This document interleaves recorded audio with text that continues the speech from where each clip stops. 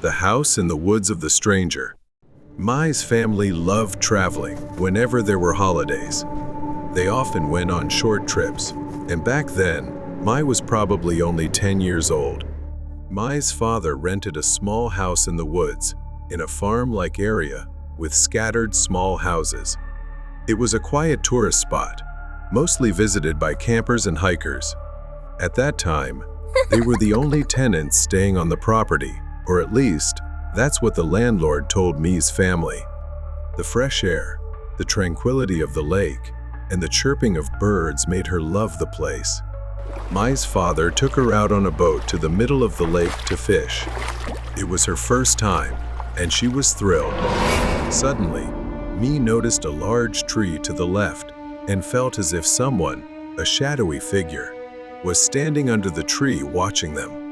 "Dad, who is that?" she asked her father and pointed in that direction, but the figure disappeared as soon as Mai pointed it out. Her father dismissed her worries, and they returned to the house for lunch.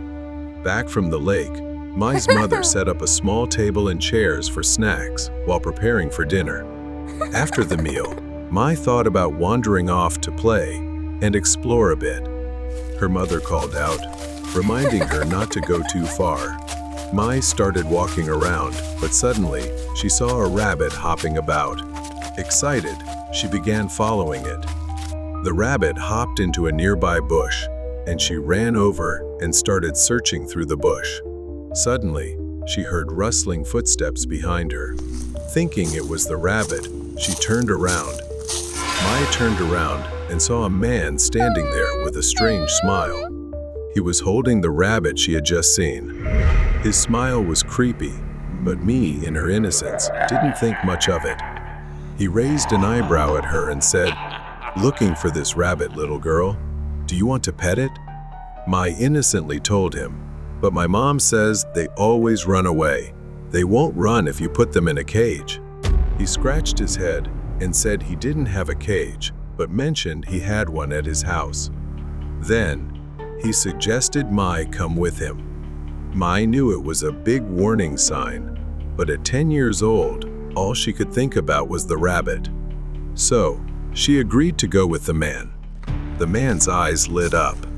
He led Mai through the woods, and after a short walk, they arrived at another house that looked exactly like the one her family was staying in. Mai felt a bit surprised. Inside, the dim, shadowy light revealed a filthy and cluttered house with old, muddy clothes scattered across the floor. She began to smell an intensely unpleasant stench. Mai held the rabbit in her arms while he went into another room. After a moment, he called out, asking if she could come and help him. Mai stood up and stepped into the room, where the stench grew even stronger. The room was very dark, with a dirty, tattered piece of cloth hanging over the window. Small beams of sunlight filtered through the tiny holes, barely lighting the room.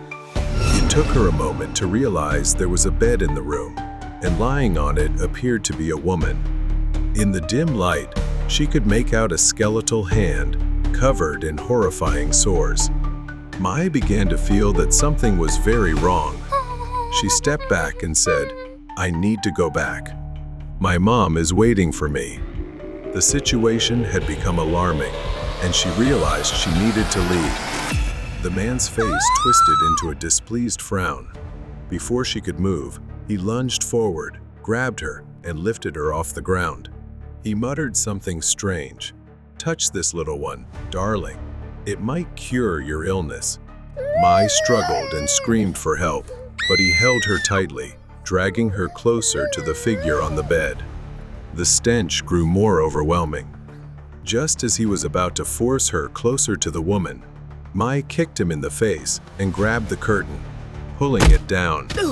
He fell to the floor, clutching his bleeding nose. Mai also fell, and the entire curtain came down, flooding the room with sunlight. For the first time, Mai saw the woman clearly. Her peeling skin resembled that of a corpse. The decaying body lunged toward Mai, bony hands reaching out to grab her. She screamed and backed away like prey before a predator. Suddenly, Mi's father burst into the room, shouting her name. He rushed to her, lifted her off the floor, and carried her out of the cabin as quickly as he could.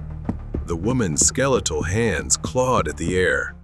Mai was carried out of the house, fainting in the process. The story that unfolded afterward shocked everyone. The man and the woman were escaped criminals who had fled into the woods to hide. The woman was severely infected due to poisoning. She claimed to know magic, and they believed that using an innocent child could heal her, transferring her illness to another body. When medics took the woman to the hospital, she died within a week. The man was arrested for attempted kidnapping and returned to prison, where he faced additional charges. Mai still cannot shake the image of that sickly woman crawling toward her. She no longer wants to travel to the woods or stay in cabins. Thankfully, her father arrived just in time. The ride on the strange road. I live a straightforward life, and I'm certain that what I saw and heard on New Year's Eve last year wasn't a hallucination or anything like that. It was 100% real. A friend of mine, Darren, had his family host a New Year's Eve party at their house, where all the family's friends were invited. It was in one of those affluent neighborhoods and could only be accessed via rural roads. There were no other houses along the turn, except for a hastily built, solitary house that seemed abandoned for years, occasionally with flickering lights visible. After a few minutes of driving, I saw something ahead among the trees. As I got closer, I could see it was the figure of a person standing alone by the roadside. A woman, clearly dressed in a white dress, was standing completely still, looking out of place in the cold winter weather. Although I briefly considered stopping to help, when I glanced in the rearview mirror, I saw her slowly turn around, seemingly following me with a cold, eerie gaze. When I arrived at Darren's house, I pushed the unsettling experience out of my mind and enjoyed the party. After ringing in the new year, I stayed a bit longer to help clean up, as I was one of Darren's close family friends. As I left and started my car, I noticed the low tire pressure light was on. My car was an older model, so it didn't specify which tire. I remembered this often happened when the weather turned cold, so I didn't think much of it. I could take an alternate route home to avoid the road where I saw the woman, but it would add about 20 minutes. I decided to tough it out and take the old route. I truly wish I hadn't, even for just a few seconds. Something was off with the tires. I could hear it too, a sound like metal scraping against the road. Foolishly, I got out of the car. The headlights automatically turned off, plunging me into the deep darkness of the surrounding forest. Using my phone flashlight, I inspected each tire and found one mysteriously torn to shreds. Stranded in an area with no cell signal, everything grew eerily silent. Suddenly, I heard the chilling voice of a woman saying, "I see you." Then I aimed my flashlight straight ahead again. Standing at the edge of the trees was the woman in the white dress. This time, her features were clear. Her dress was stained with mud, her frame was gaunt and pale, and her tangled hair hung down to her elbows. I sprinted toward Darren's house, hearing the sound of snapping branches and rustling leaves behind me. She was chasing me, but I managed to lose her quickly. I finally made it to Darren's house. I banged on the door, pleading for them to open it. I explained what had happened. They offered to let me stay overnight while they called the police and arranged for a tow truck. But I soon realized it wasn't over. I woke up to the sound of knocking at 3 a.m. Of course, none of the windows in the room had curtains. I didn't dare look outside until I heard a deep, raspy voice. I sat frozen on the bed, listening to the sound of stones hitting the window. The voice of that woman echoed from the darkness. "I see you. Admittedly, I might be a coward, but at that moment, all I could do was hide under the blanket and avoid looking outside. I stayed silent until morning. The next morning, Darren's father found a large, rusty knife that didn't belong to the family, likely the one the woman had used to slash my tires. But this also meant she had followed my car to the party. After they called the police, I gave my statement. I suggested they check the cabin along the road because I had a feeling that the woman was connected to it. Eventually, they investigated and updated me, saying they didn't find anyone living there, but there were many dried animal carcasses scattered throughout the surrounding forest. The woman I saw was never found, which of course raises many questions.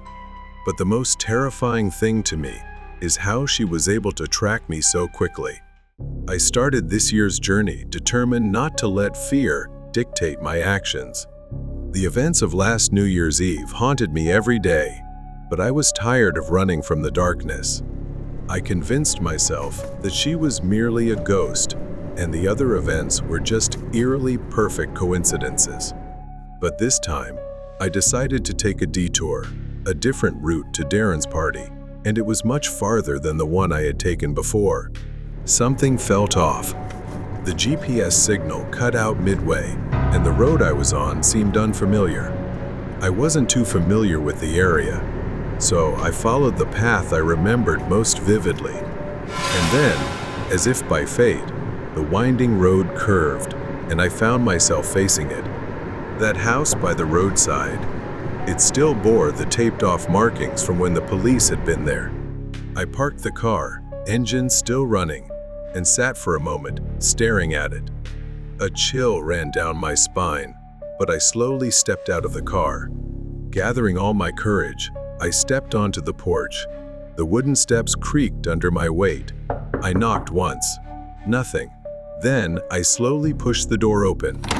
The wooden house looked even more dilapidated, with parts of the roof sagging, rotting beams, rickety furniture, a few broken chairs, and a fireplace stuffed with what looked like bones. I stepped closer, and that's when I heard it, almost like a whisper, unmistakable. Come closer. It sent shivers down my spine. Then, I turned on my phone's flashlight. Another horrifying sight revealed itself before me. I saw the walls. They were covered in crude drawings, scratched into the surface, as if by something sharp, along with claw marks that looked agonizing. Names were scrawled beneath each face. The horrifying part was seeing one that matched my own. When the light stopped at a wooden table in the middle of the room, I saw a sharp knife, a few jars filled with dark red liquid, and even animal teeth. I started to wonder, could someone have moved in here? Could it belong to a hunter? I didn't think these things had been here for long, as the police had said the house was completely empty when they searched it. You're braver than I thought. A voice emerged from the darkness. I spun around. She stood at the far end of the room, tall, pale, and gaunt. Her white dress was smeared with mud and streaks of red, her deranged eyes staring right at me. She lunged at me with terrifying speed. In her hand, she held a knife, and it was aimed straight at me.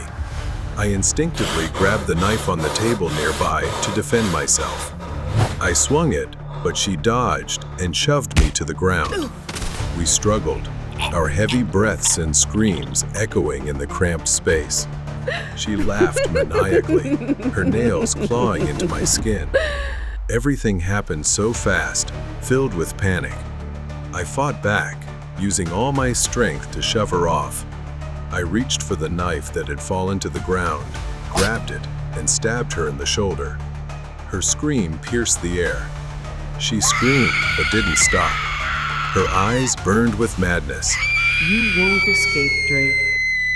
Charging at me again, I grabbed a jar from the same table and smashed it over her head.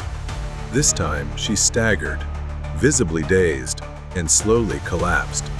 Without hesitation, I ran out of there and barricaded the door with a wooden plank nearby, hoping it would hold her off for a while.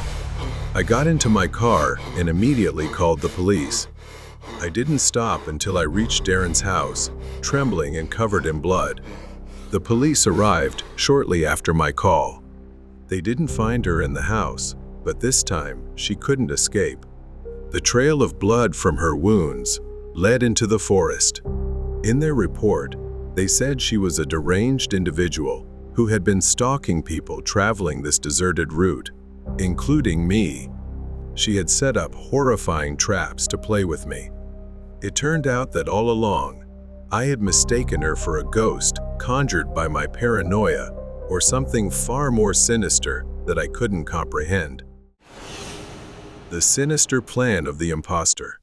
Leo, a 13-year-old boy, was sent to stay with his Uncle Donnie in a remote, isolated town for a few weeks, while his mother resolved some personal matters. He never imagined this visit would turn into a nightmare. When Leo first arrived, Uncle Danny was a warm and friendly man, welcoming him with open arms. For the first few days, everything seemed normal. The house was old but cozy. However, as time passed, Leo began noticing strange things. Uncle Danny's behavior grew increasingly erratic. He would spend hours staring at the walls, mumbling to himself, and engaging in peculiar habits. One evening, Leo spotted his uncle in the yard with a net and a glass jar, seemingly catching something peculiar. Then, Uncle Danny brought it to the backyard balcony. What Leo saw next left him frozen in disbelief. Leo saw his uncle holding a larva. To his horror, Uncle Danny calmly placed it into his mouth, swallowing it without any sign of disgust. Leo tried to dismiss it, thinking it was just an eccentricity, but the strangeness grew. Uncle Danny's cooking became odd. Once delicious meals now looked disturbing, sometimes containing unrecognizable ingredients. One night, Leo started suspecting something far worse was happening. He called his mother, explaining what he had witnessed, but she didn't believe him at first. He needed evidence. Leo's unease grew as Uncle Danny became increasingly distant and frightening. At night, Leo began hearing strange noises coming from his uncle's room. Uncle Danny even avoided eye contact, something he never did before.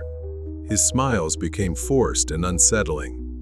One afternoon, Leo snuck into the kitchen to take pictures and videos of his uncle, preparing another strange meal. The photo shocked him. From this angle, his uncle looked unrecognizable, his features distorted. Terrified, Leo sent the photo to his mother. Her initial skepticism turned into horror. She called him back. "Leo, you need to stay calm. Just wait there. I'll come get you," she reassured him, though Leo could hear the anxiety in her voice. As time passed, Leo began to feel an overwhelming pressure. He couldn't just wait.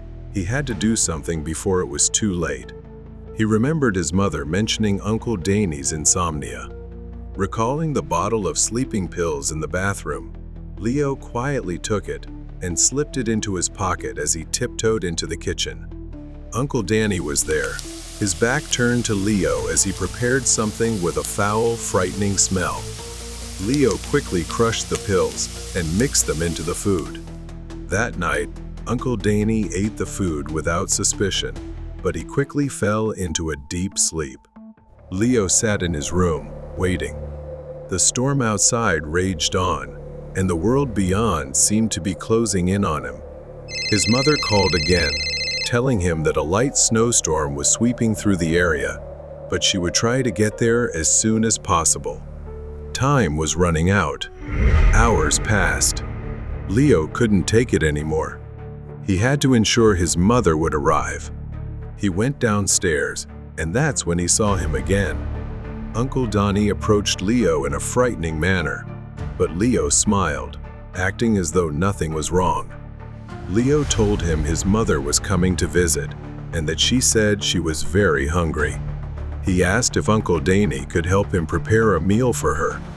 Leo breathed a sigh of relief when his uncle froze for a moment before smiling and agreeing. It felt like a narrow escape. Leo needed to come up with more ways to stall for time until his mother arrived. The upcoming moments would be a living nightmare. After a while, Uncle Danny went to the back of the house, while the snow outside continued to fall heavily. The ticking of the old clock seemed louder in the silence. Suddenly, the doorbell rang. It was a man standing on the doorstep, his face pale and cold. He introduced himself as being from the town hospital, saying that Uncle Danny hadn't shown up for his volunteer shifts in days and hadn't been heard from. Leo didn't know how to respond, unsure if his suspicions were correct, so he simply said Uncle Danny was out. The man left, but Leo's unease continued to grow.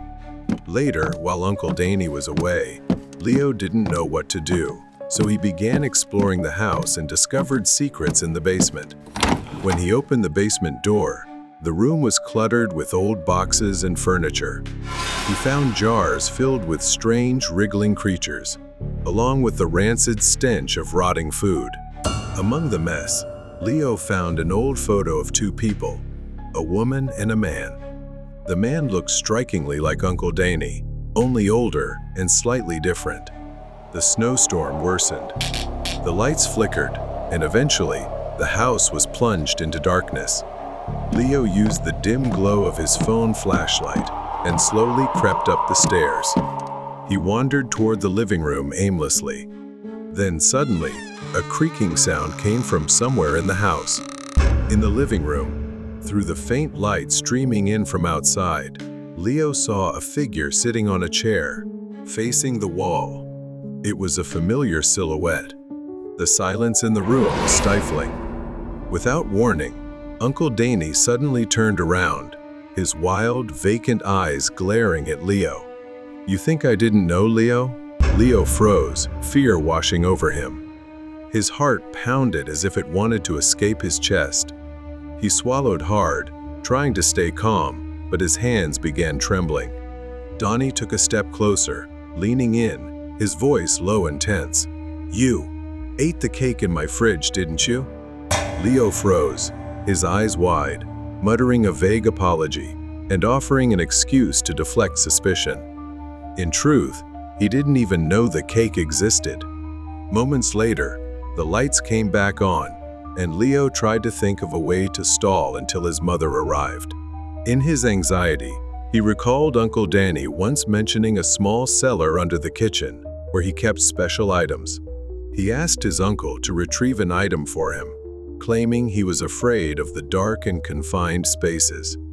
Donnie paused, staring at Leo with a puzzled expression. "All right, Leo," he said, his voice slow, as though contemplating something. Then he uttered a chilling sentence. "One last time, I'll indulge you." Danny bent down, yanking the cellar door open. The hinges screeched loudly in the eerie silence as he squinted into the darkness below. The cellar was pitch black, and a musty odor wafted out, forcing Leo to step back to steady himself. As Danny was halfway into the cellar, Leo suddenly heard him let out a cold, menacing chuckle. Then he stopped, looked up at Leo and said, "You know, Leo, there's so much more to discover down here. Would you like to come in?" Leo shuddered, fear rising in his throat. But he managed to keep his composure and immediately declined. Donnie laughed loudly, then continued descending into the cellar. Once he was completely out of sight, Leo realized he had only one chance. But at that moment, Donnie suddenly looked up, his eyes gleaming like a predator spotting prey, shouting to ask what Leo was doing. Leo didn't answer, quickly stepping forward, grabbing the cellar door and slamming it shut with all his strength. Donnie roared from below, his screams a mix of rage and panic. He hurriedly slid the latch to lock the cellar door. From below, Donnie's pounding on the door echoed fiercely. When the police and his mother arrived, Donnie was pulled out of the cellar in a completely unhinged state. He screamed and repeated nonsensical words about the darkness. Leo's mother couldn't believe her eyes, as they had initially believed this man was Uncle Danny. But now, the truth was undeniable. He was a psychiatric patient. During one of Uncle Danny's volunteer shifts at the hospital, where the man was being treated, he had met Danny and felt a strange connection. He became increasingly obsessed with Uncle Danny's life. When Danny mentioned Leo's upcoming visit, he decided it would be fun to experience that life, taking Danny's place. His mother held him tightly after everything they had just learned. It was over, but the pain of the loss and the truth about his late uncle would haunt Leo in sleepless nights to come. Seeking the truth. The city never sleeps, and Kevin does his best to make a living as a night shift taxi driver. He is a hard-working and kind man. One foggy night, as Kevin followed his usual route, he turned a corner onto a quiet, nearly deserted street and saw her. A woman stood alone under the flickering glow of a street lamp. She was dressed in black, her long hair hanging loose, and her pale hand raised to hail his taxi. Something about her seemed off, but Kevin's job wasn't to ask questions, it was to drive. The woman climbed into the back seat without a word, handing him a piece of paper with a hastily scrawled address. The address was unfamiliar to him and seemed unsettling. As they drove through increasingly deserted streets, Kevin tried to make conversation, but she remained coldly silent. When they finally arrived, a decaying, abandoned house on the edge of a forest loomed in the darkness. Kevin stopped the car, unease building as he turned to tell her they had arrived and mentioned the fare. Then Kevin turned around to find the back seat empty. The door was shut, and the woman was gone, as though she had never been there. No money, no sound, no trace. Confusion mixed with a hint of anger as he stared into the darkness.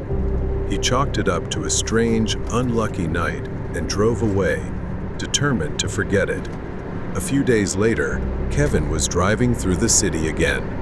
Once more, he saw a woman standing by the roadside. She looked eerily familiar. The dress, the posture, the loose hair. Was it the same woman? Kevin wasn't sure. He hadn't paid close attention to her face last time. But this time, she seemed different. She was clutching her stomach as if injured or ill. Her face was pale and strained, as though in great pain. She looked like she was struggling to stay upright.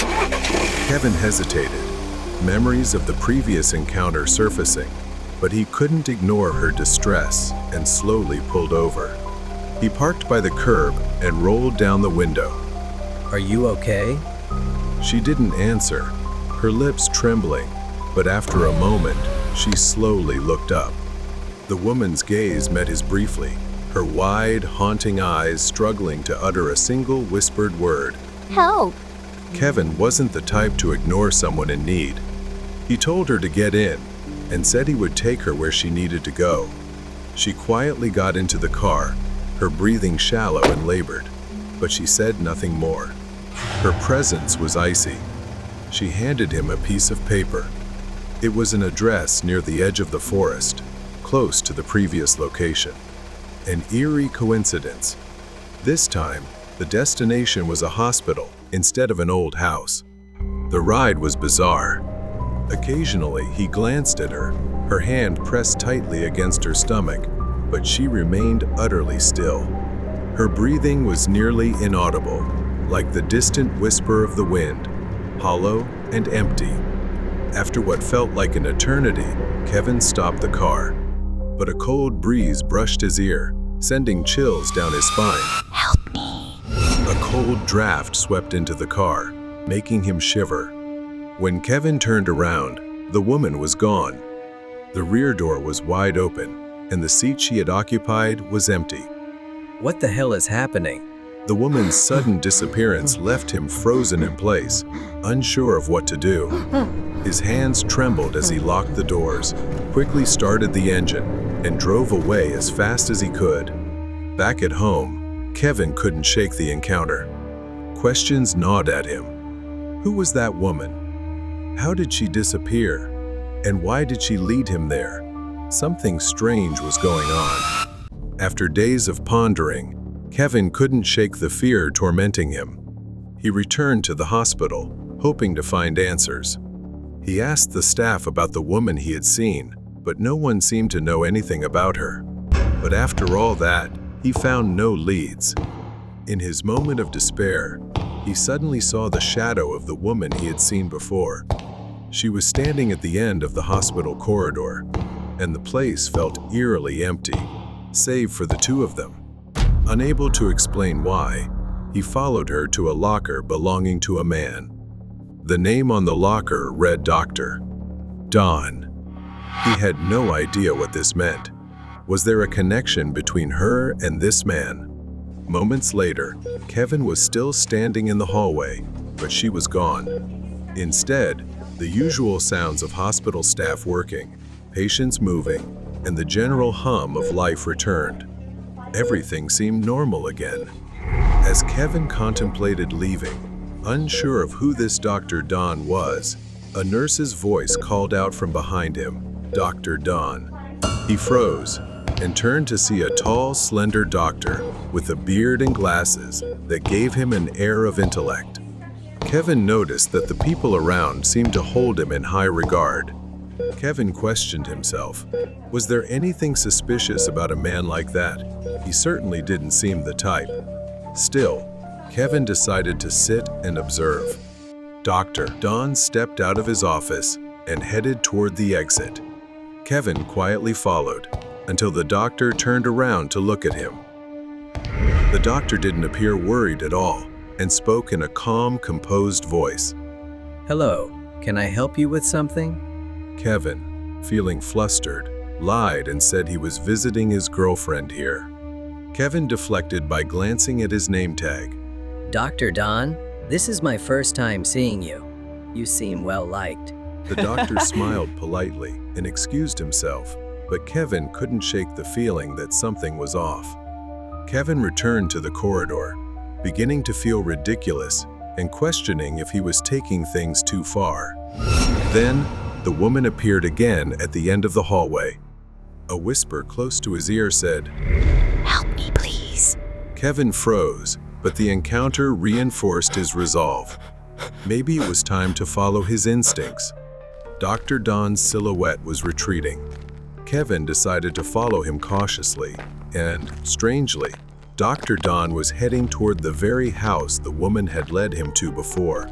The old, decaying, and completely isolated house. The windows of the house were nearly boarded up. After a while, Dr. Don left the house through the front door, locking it behind him. Kevin pressed himself against a pile of wood nearby to avoid being seen. Once Dr. Don was out of sight, Kevin crept to the back of the house and, to his surprise, found the door unlocked. Opening it cautiously, Kevin stepped inside. Inside was a mess of decay and foul odors. Rubber gloves, small glass jars, and scraps of fabric were scattered across the floor, along with dark, dried stains. Kevin felt a chill run down his spine as he heard sounds coming from a room not far away. The door was shut tight and locked.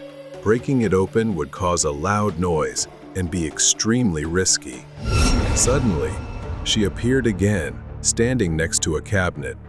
Her eyes locked onto Kevin before shifting toward the cabinet. It revealed a key hidden behind the shelf. In an instant, she vanished once more, perhaps guiding Kevin. Just as Kevin reached for the key, he heard footsteps approaching.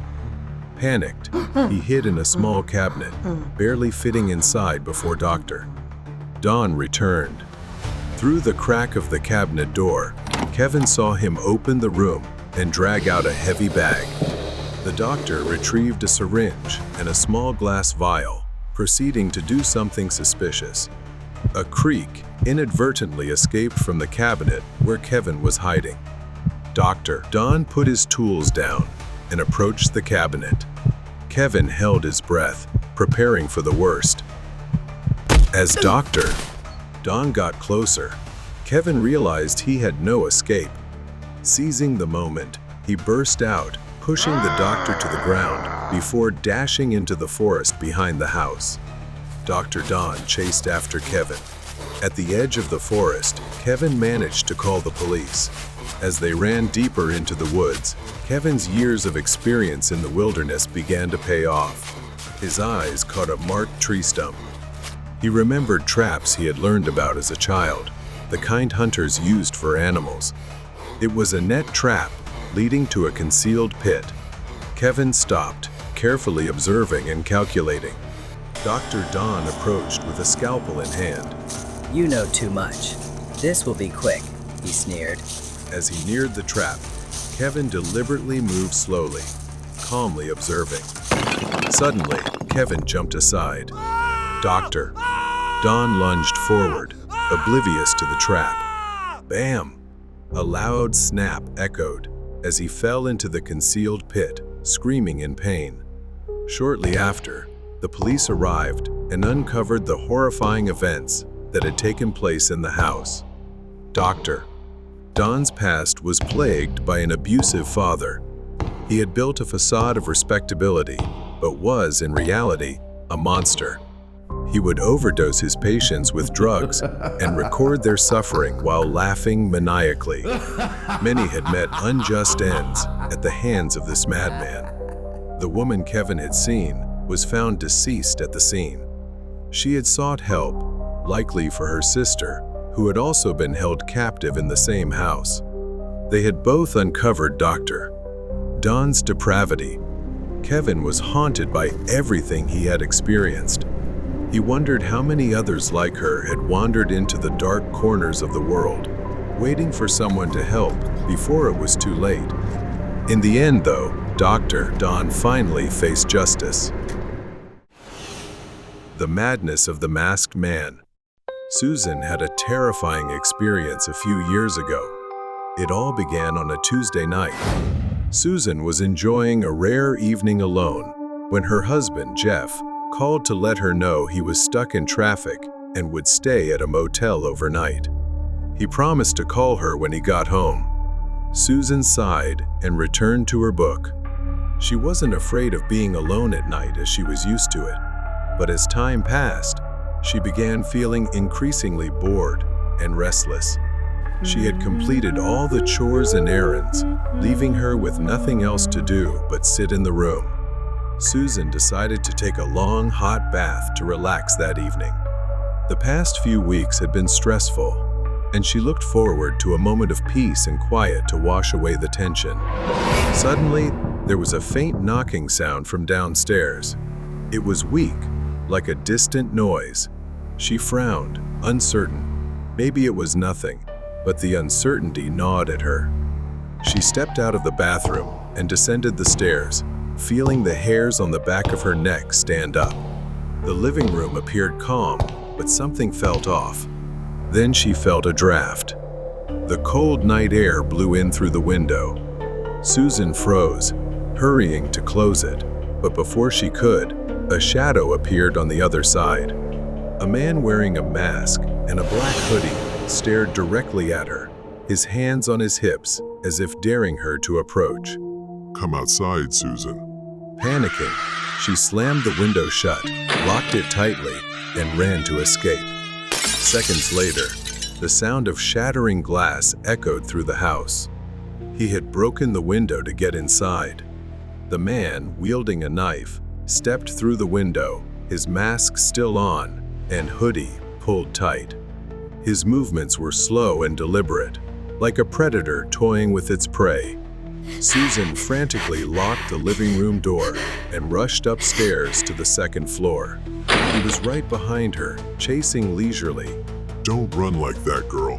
I'll catch you soon enough. Susan stumbled through the hallway, entering the master bedroom. Her breathing was shallow, as she strained to hear any sound from downstairs. Susan stepped into a small, rarely used room on the second floor. But one thing she was certain of, he wouldn't find it. It was a hidden space in the attic, known only to her and her husband. She was sure no one from the outside would see her as Susan pressed herself against the wall. A voice echoed just outside the attic door. Oh, Susan, I know you're here. A voice strangely familiar. Susan could hear his creaking footsteps getting closer. A terrifying silence filled the air. In a flash, he appeared right in front of her. The mask had now slipped slightly. Her body turned cold as she suddenly recognized the familiar eyes staring back at her. Susan whispered. Jeff? She backed away in fear. The man smiled, gripping the knife tightly. Don't worry, Susan. I'm doing this for us. Perhaps from excitement, the mask slid partially off his face, and what she saw made the realization even more horrifying. It was Susan's husband, standing right in front of her. His knife rose as he laughed. What are you doing, Jeff? What's wrong with you? He only laughed louder and stepped forward, shoving Susan against the wall. His eyes were something she had never seen before, the eyes of a true madman. At that moment, she knew Jeff had completely lost control. Don't worry, Susan. I'm doing this for us, he said, pulling a syringe out of his pocket while holding the knife in his other hand. He gripped Susan's hand and held the syringe, slowly and mockingly bringing it toward her neck. It'll be gentle, my love. Susan screamed in terror and kicked him in the shin, causing him to stumble and shatter the syringe. She fled from the attic, but he quickly chased after her, shouting angrily. As he raised the knife above her, a loud noise erupted. Susan turned to see he had tripped down the stairs. Susan didn't stop running until she reached the neighbor's house and called the police. Her husband, Jeff, was finally apprehended and committed to a psychiatric hospital. Doctors diagnosed him with severe delusions and paranoia, which had driven him to aggression and irrationality.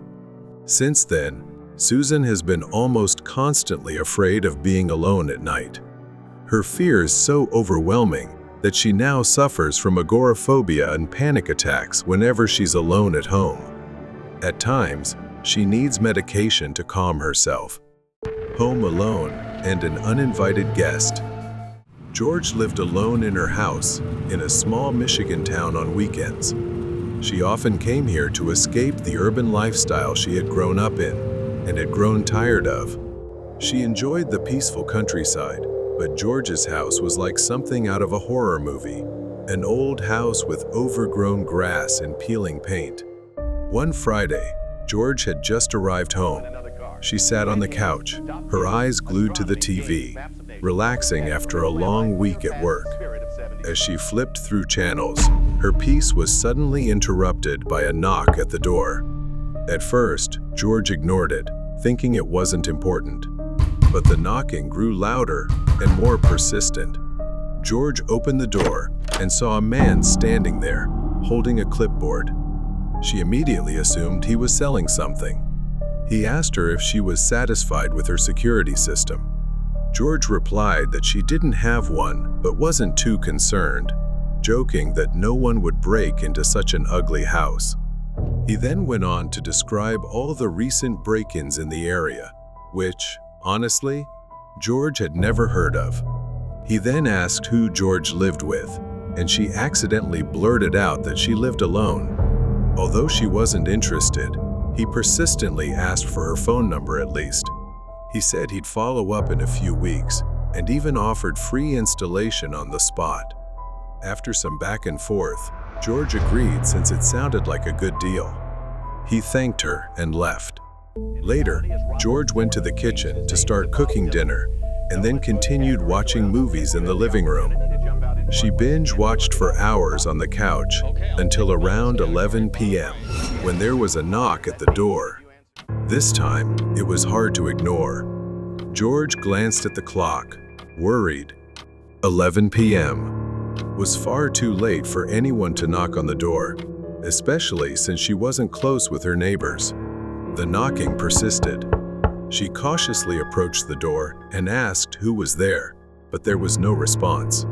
Thinking quickly, she lied that she had a gun, though she didn't. She hoped it would scare them off. For a moment, the knocking stopped, but then her phone rang. When she answered, the voice on the other end claimed to be from 911, saying there was a dangerous intruder in her house, and they needed to come in to handle him. They said they were standing at her door, but she was skeptical. George looked around and saw nothing unusual. Meanwhile, the knocking outside continued relentlessly. She unlocked one of the latches and hesitantly placed her hand on the doorknob. But before she could react, the door somehow opened. It wasn't a police officer like the caller claimed. It was him, the delivery man from earlier. His demeanor was erratic and strange, his eyes wide, no longer resembling a salesperson. Then he said, "You shouldn't let yourself be tricked like that. Your house really is run down, but to let your guard down like this? I think you need me." He smiled cheerfully, as if nothing had happened before. George had no idea what the hell was going on. He started telling her that his car had broken down, and he asked for a cup of hot water, saying he'd leave right after. But his expression was off. It was bad enough that she really thought he might be a burglar. Reluctantly, she went to get the water while he sat waiting in the living room. After finishing the water, he left, thanking her for the drink. She sighed in relief and moved to close the door. But as she tried to close it, his arm blocked it. A strong shove flung the door back open. She asked, "Did you forget something? Don't joke like that." but no, he was slowly advancing, grinning maliciously. Instinctively, George backed away and ran into the kitchen. He chased her into the kitchen, laughing gleefully. "You should have been more careful. Watching you scared is so entertaining." Then he immediately went to the knife rack and grabbed one. He swung it through the air, narrowly missing, but it grazed her sleeve, leaving George injured and in pain. Panicked, unsure of what he wanted, she ran to the front door. But when she got there, George tripped and fell while he stood over her, knife in hand. Then her eyes caught sight of a mini fire extinguisher near the door. She grabbed it and sprayed it into his face, disorienting him. She grabbed the keys hanging nearby, ran outside, got into her car, and sped off in terror. Once she reached a safe distance, she called the real police to track him down. He was eventually apprehended, and it turned out the man wasn't a random intruder, but someone who had been stalking her. He had faked the 911 call, knowing she would open the door. That night would stay with her forever, but she remained grateful to be alive. George swore to herself that no one would ever trick her into opening the door again. The Cursed Game.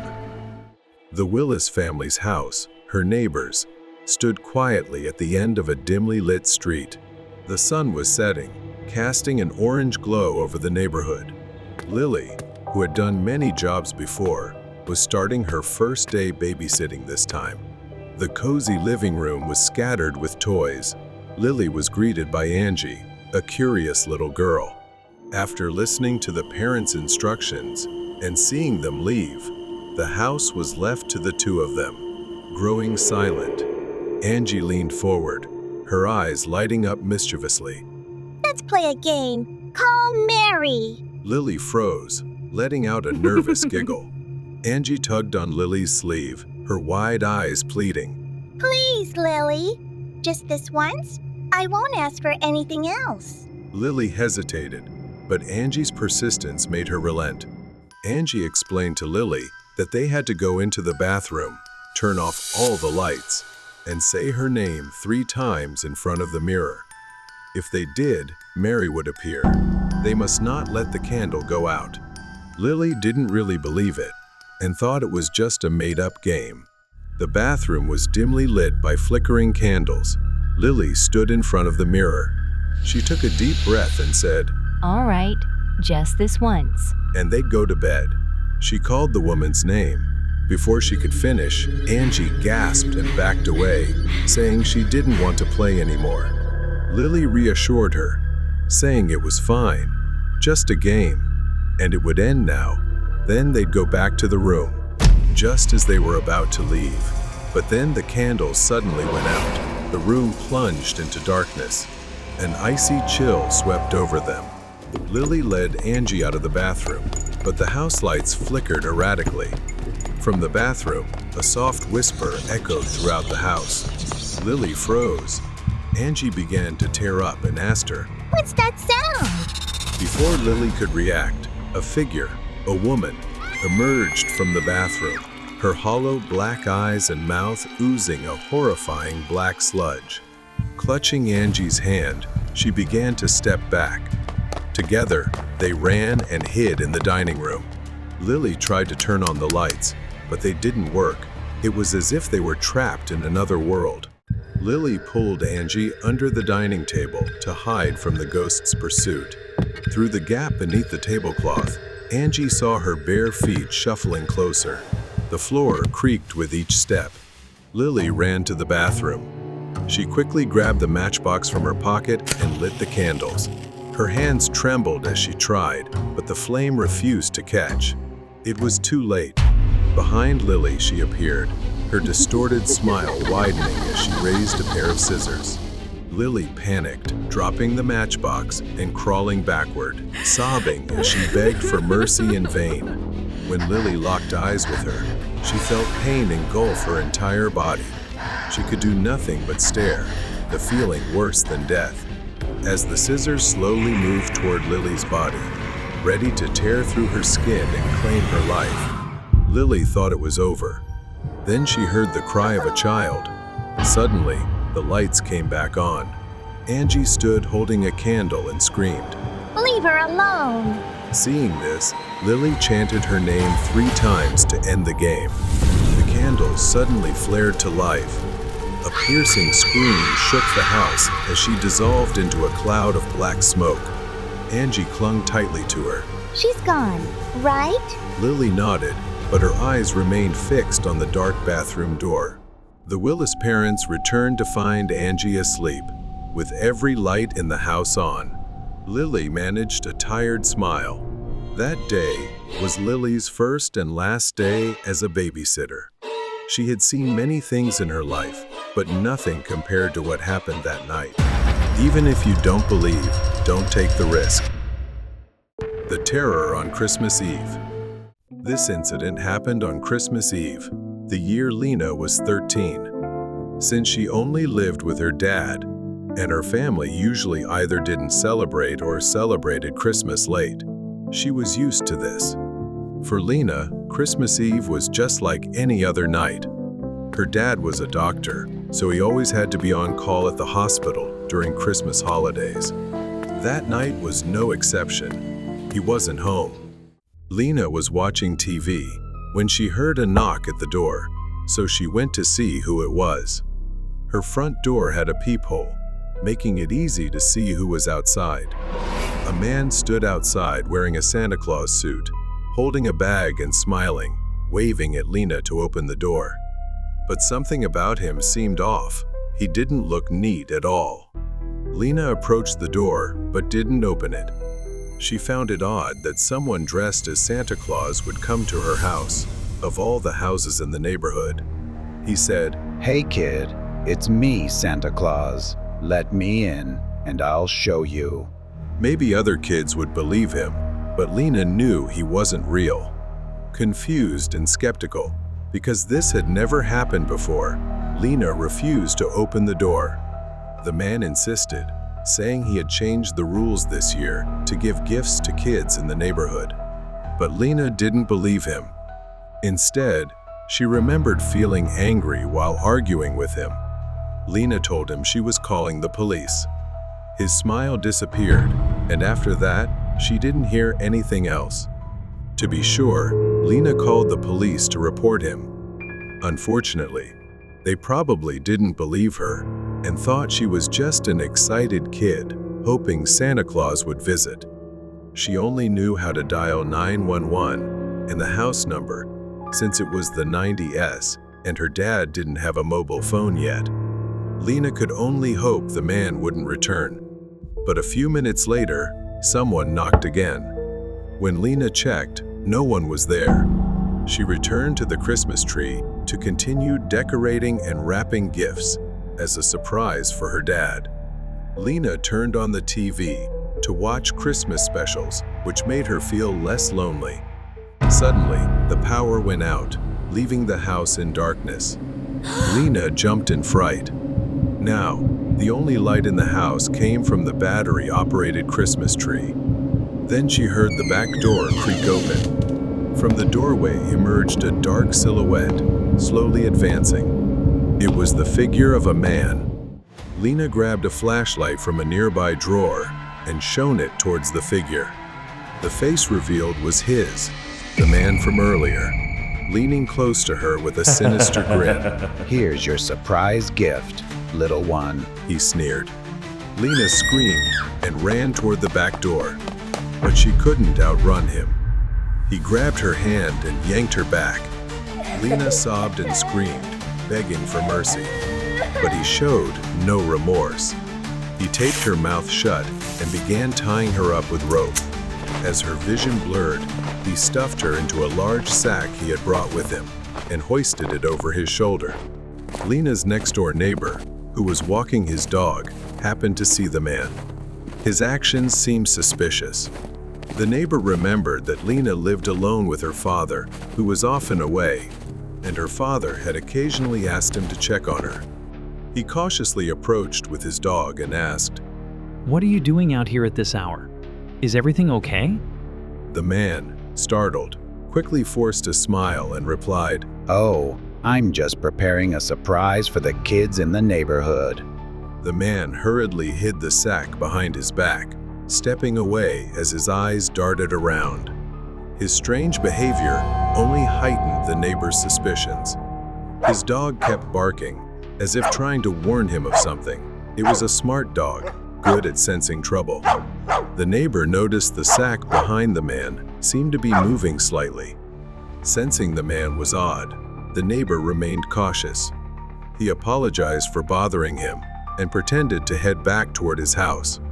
He then heard a faint sound resembling crying and immediately knew something was wrong. Without thinking, he rushed toward the man and shoved him hard, causing him to fall onto the grass. The sack fell, and Lena tumbled out onto the grass, her eyes wide with terror. The man tried to flee, but the neighbor quickly pinned him to the ground and held him there until the police arrived. The man remained on the ground, handcuffed and arrested. Lena was safely escorted back home by her neighbor. Her father returned home immediately after hearing the news. That night, Lena learned the true meaning of fear. She hugged her father tightly, knowing she was lucky to have survived a terrifying Christmas Eve. The obsession with the forgotten hospital. My girlfriend and I are passionate about road trips, but things wouldn't have taken a turn for the worse if our passion had stayed within its limits. On a rainy day, Stella and I were on our way back from a road trip. The rain grew heavier, and driving became challenging amidst the storm, so we decided to pull over on the highway shoulder. I worried that waiting on the highway during a storm wasn't a safe choice. I was pondering what to do next when Stella said, Look, Mark. There's a building at the left, turn up ahead. I followed her gaze and saw a structure peeking out from behind the trees at some distance. Stella said, Let's go there. We might find shelter for the night. At the time, it seemed like a good idea. I realized it was an abandoned hospital. We got out of the car and ran inside. The large glass door at the entrance was shattered. As we stepped into the hospital, I realized no one had been here in ages. Furniture was broken, and shards of glass were scattered everywhere. Rain seeped through the damp ceiling and dripped onto the floor. the sound of water droplets mixed with the creak of rust. The wind howled through broken windows, creating an eerie atmosphere. Stella whispered, "This feels like an adventure." Stella was a horror writer, so an eerie setting like this excited her.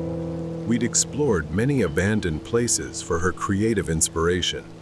I chuckled and said, "Let's look around. Who knows, you might find a story here." If I'd known my joke would turn into a nightmare, I would have left right then. Stella and I began exploring the place, turning on our phone flashlights. To the left was a hallway lined with several rooms. We entered the hallway and opened the first room. Inside was an old, dirty bed. Near the bed were a table and a chair. What caught my attention was the safety straps attached to the bed handles. I'd never seen hospital beds this strange before. Most of the rooms were like this. After a while, Stella grew bored and said there was nothing to see here and suggested going upstairs. We climbed the stairs, cobwebs and dust everywhere. The hallway upstairs was littered with broken glass and damp clothes scattered everywhere. When I shone my flashlight on the walls, I saw disturbing drawings, demonic faces etched onto the walls. Someone had even written, "You will not escape." I felt uneasy seeing all this and told Stella, "Maybe we should wait in the car. The rain will stop eventually." Stella teased and mocked me. At the end of the hallway, there was a large door with the words "Surgery Department" on it. Stella was looking at the graffiti on the wall. I asked her, "What do you think happened here?" Stella smiled and said it was just a surgery room. I pushed the door open with annoyance, and with a terrible creaking sound, it opened. I've never seen such a strange operating table before. It looked more like a stretcher, but it had handcuffs and leather straps. Stella's face went pale as she examined all of it with a genuinely terrified expression. I approached the operating table. There were surgical tools lying on it. These tools looked quite different. Scalpels resembled small saws, and there was also a drill. I picked it up and examined it. I told Stella and wondered aloud what this tool was used for. Stella looked at it with frightened eyes and said she didn't think this was a normal hospital. She explained it used to be an asylum. That's why there were leather straps and handcuffs on all the beds in the rooms. Before I could process it, my eyes were drawn to the tip of the drill in my hand. Something dark was dried and speckled on its edge. I shone the light on it and was horrified to realize it looked like dried blood. There was something like a freezer. Stella rushed over and opened it. She started screaming. A horrifying sight lay before us. Inside were numerous jars, emitting a foul stench.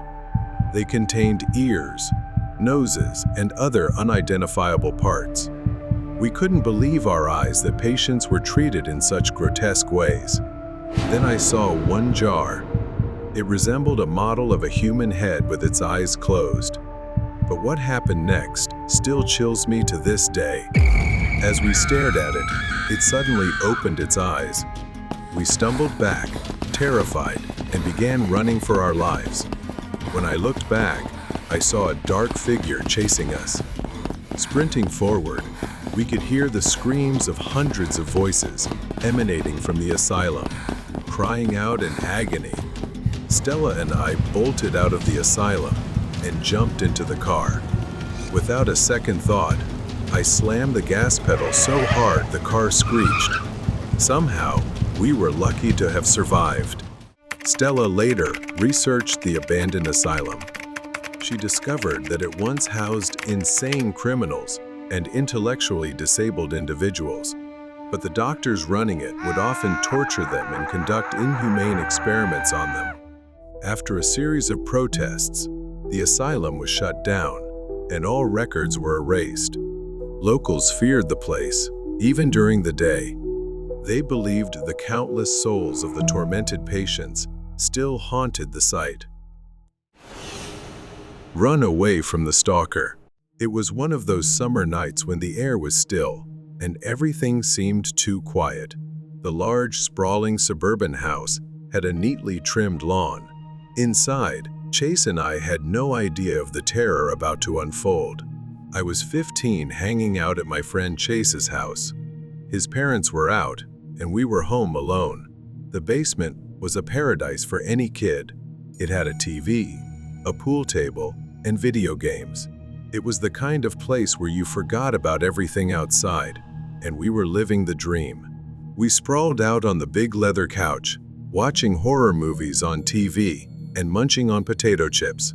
Chase had started dozing off. I was wrestling with my own unease, the kind of anxiety. I usually felt sleeping over at a friend's house, but tonight it was different.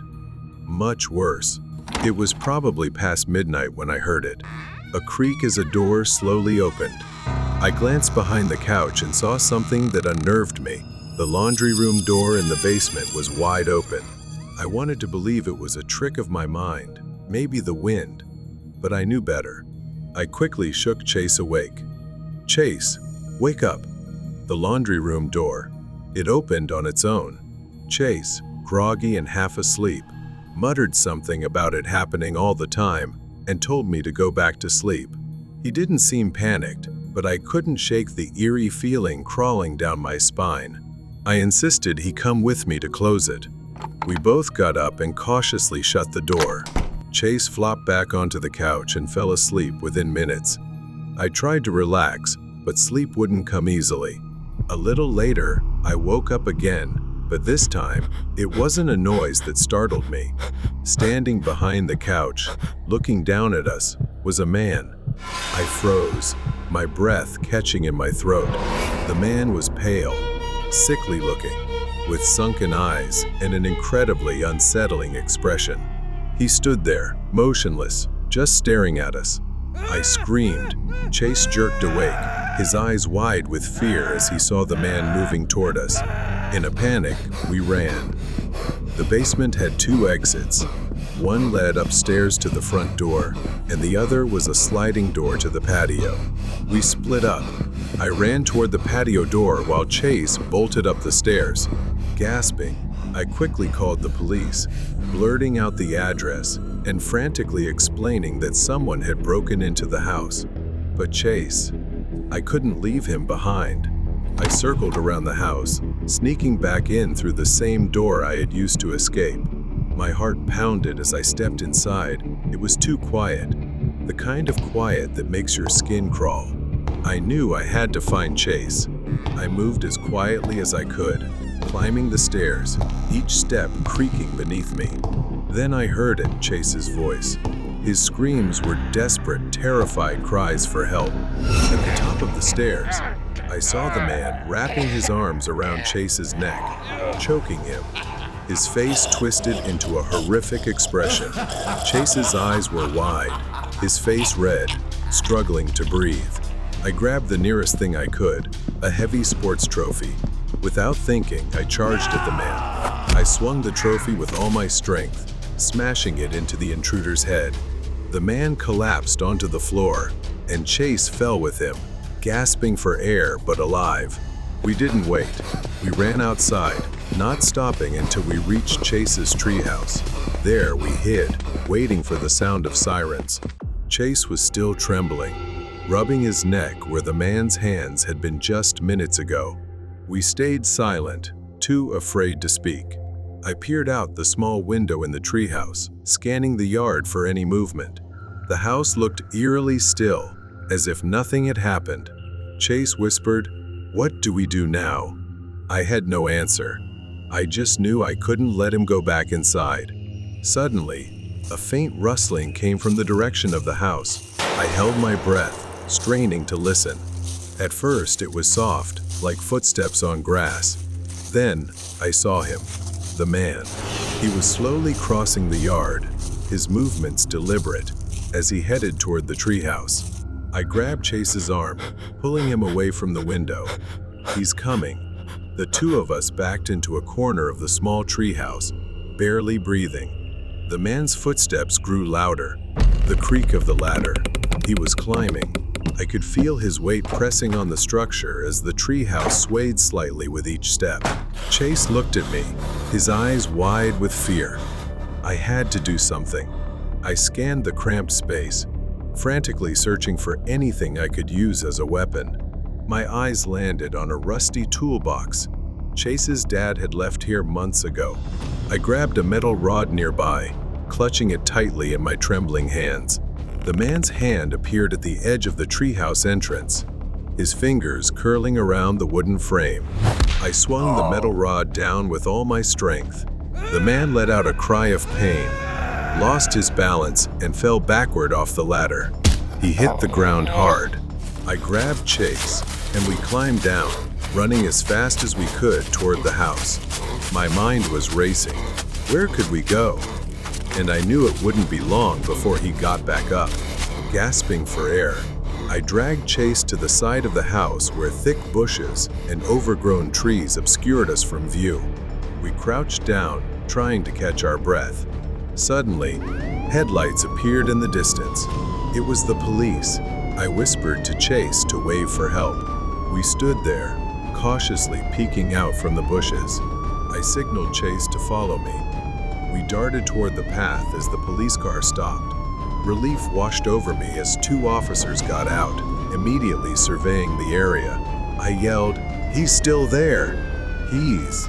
Before I could finish, the man stepped out of the shadows, emerging from the side of the house. His movements were slower, more calculated. Blood dripped from the gash on his head. The officers drew their weapons, ordering him to stop. But he didn't listen. He kept moving toward us, his eyes fixed on Chase and me. The man ignored them, continuing to walk slowly, cautiously. Then, without warning, he lunged forward with terrifying speed. A gunshot from the officers rang out, tearing through the night. The man staggered, collapsing onto the ground, gasping his last breath. A wave of numbness washed over me. Finally, it seemed like it was really over. That night, as Chase and I sat in the police station, I learned that the man was a drifter who had been living in abandoned houses around the city. He was mentally unstable, with a history of violent behavior. But the most chilling detail? In his pocket, they found an old, crumpled photograph. It was Chase's house. The man had been watching us for a long time. Chase and I stood outside the police station, waiting for our parents to pick us up. The terror of the night still weighed heavily on us. It was a reminder that true horror doesn't always come from the dark. It can stand right behind you, watching. The murderer on Christmas night. Christmas is usually a time of peace and joy, but sometimes it's when the strangest and most terrifying things can happen. The story is about when I was a child. At that time, to be honest, Christmas wasn't my favorite holiday. Sure, the gifts, food, and Santa Claus were great, but somehow, all of that always felt empty to me. While everyone was gathered talking, I went to the dining room to play alone, and that's when everything started. At that time, I thought maybe I had watched too many horror movies, but I swear I saw someone through the window.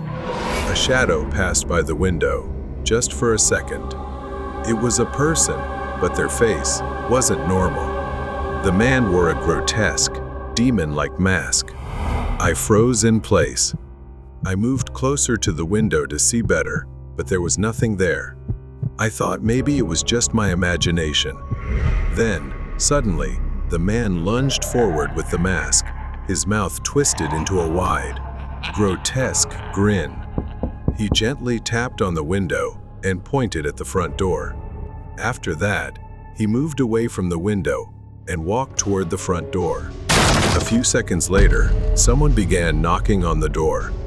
I ran to warn my dad, but he brushed it off, thinking it was just Uncle Henry bringing in beer. He even joked that I was probably imagining everything because I was bored.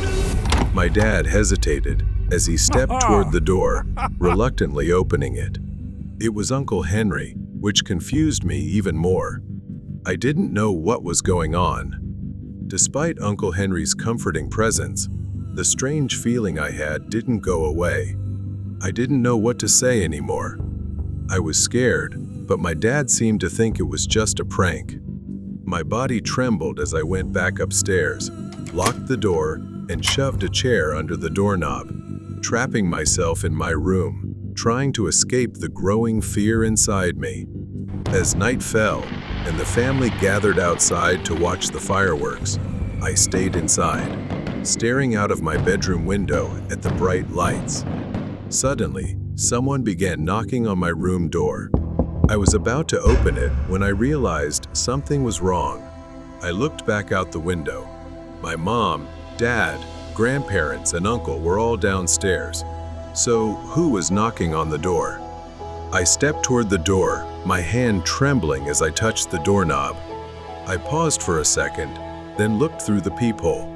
It wasn't my parents. It was him, the man wearing the demon mask. His voice was deep, but I could still hear it clearly. There was no mistaking it. He insisted that I let him in, promising me horrors if I refused. He even taunted me, threatening to kill me like he had with other children. Terrified, the first refused to open the door, only to hear the door starting to splinter as the masked man tried to break in. I screamed for help, but they outside didn't know the danger lurking inside. In a desperate attempt to cry for help, at the same time, my parents struggled to open the locked back door, which had been mysteriously sealed from the inside. They were panicked, unable to get into the house. As the masked man continued pounding on the door, I watched in horror as the wood began to crack. He was close to getting in, and I could feel my life slipping away. The door shattered, and the man, his face still hidden behind the grotesque demon mask, stepped into the room. He grabbed my neck with terrifying strength. My body writhed, trying to escape his grip. My vision blurred, and for a moment, I thought this was it. But then, a loud crash sounded from outside the window. He looked up for a moment, distracted.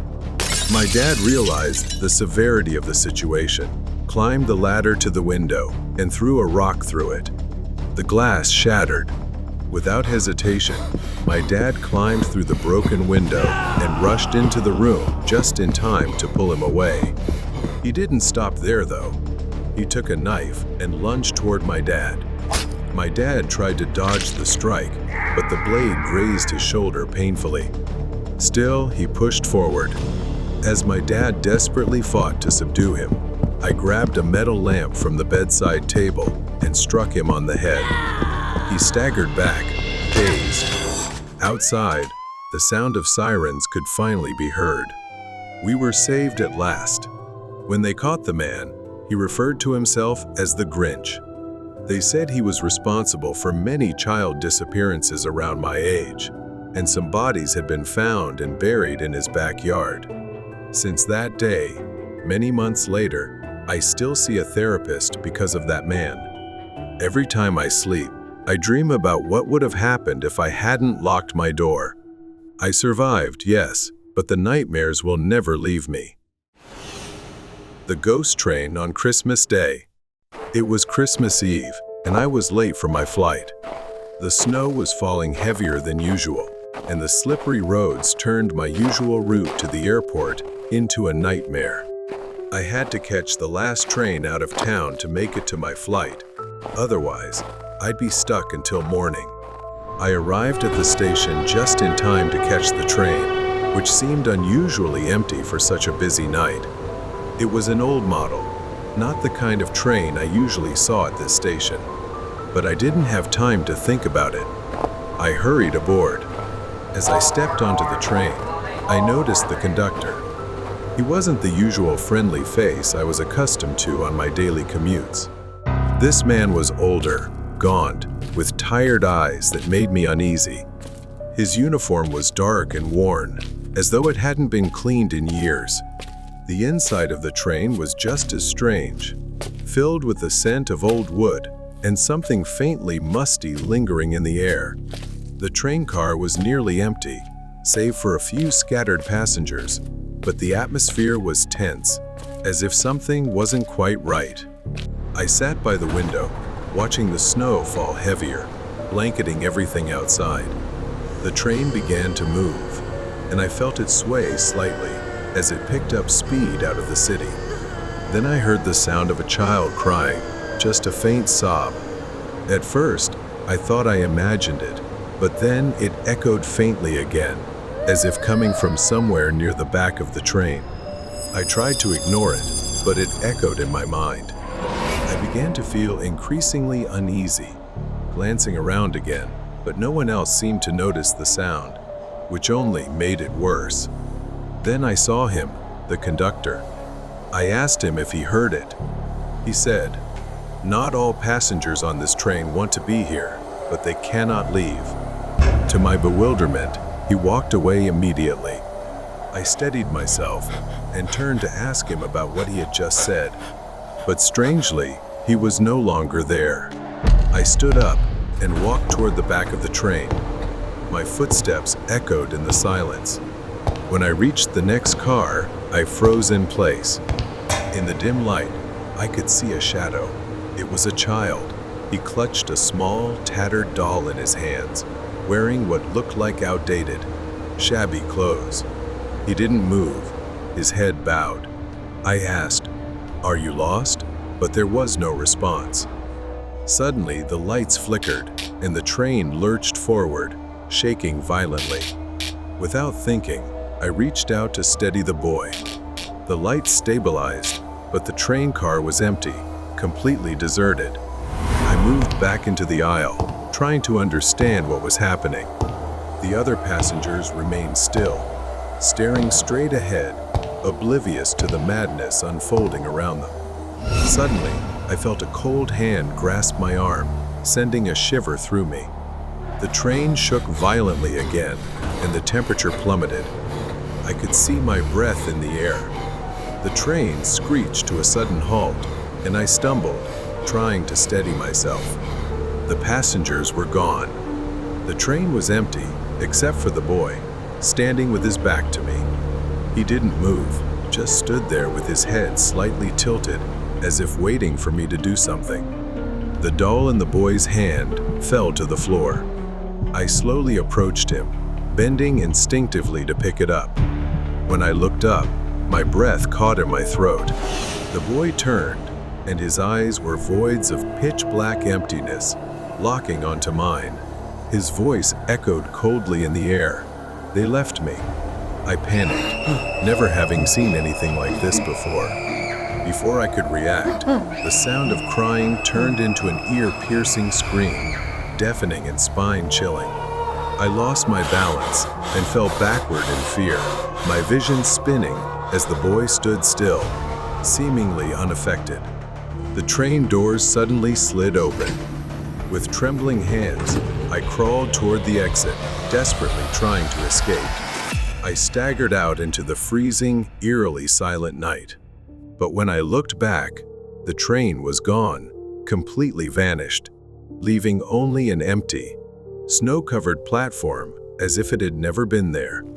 I don't remember how I got home that night. Every Christmas Eve since, I still wonder whether the midnight train was real or just a nightmare. Years later, on another Christmas Eve, I found an old article, a newspaper archive about a train that disappeared in a snowstorm many years ago. The article spoke of a missing child whose parents had abandoned him on that very train. It was said that the Midnight Express appears every Christmas Eve, carrying lost souls who cannot move on. I closed my laptop, my hands trembling. I looked out the window. The snow continued to fall outside, and a chill ran down my spine. The obsession of the stalker. It was 2 years ago. I worked the night shift, from 10 p.m. to 4 a.m. The store was located on a secluded road in a quiet rural area. Few people came during those hours, mostly regulars stopping by for beer or snacks. On a typical night, I could expect 10 to 20 customers. It was an ordinary job, the kind you do to make a living, and I never anticipated anything out of the ordinary. Then, one evening, around midnight, a man walked in. He was probably in his 30s. At first, he seemed normal, and nothing unusual happened. But then, he started making strange noises, loud, uncontrolled yells. At first, I thought he might have a mental disability or be unwell. My brother has a similar condition, so I felt some sympathy for him. He didn't come to the counter like most customers. Instead, he stood there, staring at the ceiling, his eyes fixed on some distant point above, making unsettling noises. I felt uneasy, unsure how to handle the situation. I tried talking to him, but he only continued making those incomprehensible, strange sounds. I kept checking outside to see if he had come with anyone, but the parking lot was empty. It seemed he had walked here from somewhere unknown. He stood there for so long, staring at the ceiling and making noises that I finally tried to get him out by handing him a bag of chips and saying, "You can go now." He didn't seem to care, lost in his own world. But then, suddenly he turned and walked out of the store. I felt an odd mix of relief and fear. The man was strange, but at least he was gone. About an hour later, the phone rang. I picked it up, but the moment I heard the same loud yell as before, I froze. It was him again. I slammed the phone down, unsure what to think. I started checking outside. Every little noise startled me, and I kept looking outside until 4 a.m. when my replacement finally arrived. My shift was over, and I was allowed to go home. I left the store as quickly as I could and went home. I threw my stuff on the table, ready to go to bed. But then, less than a minute after I walked in the door, the phone rang again. A chill ran down my spine. Who could be calling at 4 a.m.? I braced myself for the worst. It was him again, those unmistakable screams. Quickly hanging up, I couldn't shake the feeling that I was being watched. I drew the curtains, locked the doors, and refused to sleep until morning. During a night camera check, I saw him standing in a dark corner, just a few meters from my door, holding a knife and grinning eerily. Terrified, I thought about moving somewhere else. The next day, I went back to my night shift. While checking the stockroom, a sudden blow to the head knocked me down. Pain seared through me as everything went black. When I woke up, I found myself tightly tied to an old chair with rope in the store's stockroom. Before I could process what was happening, he stood before me, his haunted eyes glaring as he screamed about my brother. He was always loved and cared for. What about me? I was abandoned, treated like trash. He pulled out a knife and stepped closer, his face twisted with jealous rage. Realizing I couldn't escape by force, I knew I had to manipulate him psychologically and began talking to him. "Maybe you're right. I can't understand your pain, but I can help." He hesitated, his eyes flashing with a glimmer of hope. "I know you just want someone to understand you, don't you? If you untie me, I'll do whatever you want." He untied me but kept the knife in hand. I told him there was a surprise if he let me blindfold him. Using a piece of cloth from the stockroom, I blindfolded him. Quickly, I used the rope to tie him to the chair. When he realized what was happening, he began struggling violently. Keeping a safe distance, I said, "I'm sorry, but I can't let you hurt anyone else. I'll come back with help." I left, shut the stockroom door, and quickly called the police, leading them to the scene. Before they took him away, I told him, "I can't fully understand what you've been through, but I know you're not a bad person." He looked at me with eyes full of pain and inner conflict. Then he broke into tears. The police took him away, saying they would take him to a better treatment facility. I hoped my words had planted a seed of change in his mind. Back home, I found notes detailing my habits, like, "Nico returns at 4:15 a.m. Turns on the living room light at 4:18 a.m. This proved he had been watching me for a long time. But now, it was finally over. Months later, I received a letter from a mental health center. It was a short note from him, thanking me. I felt a wave of relief. I decided to move to a new place, start a new job, and live a more peaceful life. Though I occasionally think about what happened, I no longer feel afraid. Intruder from the garage.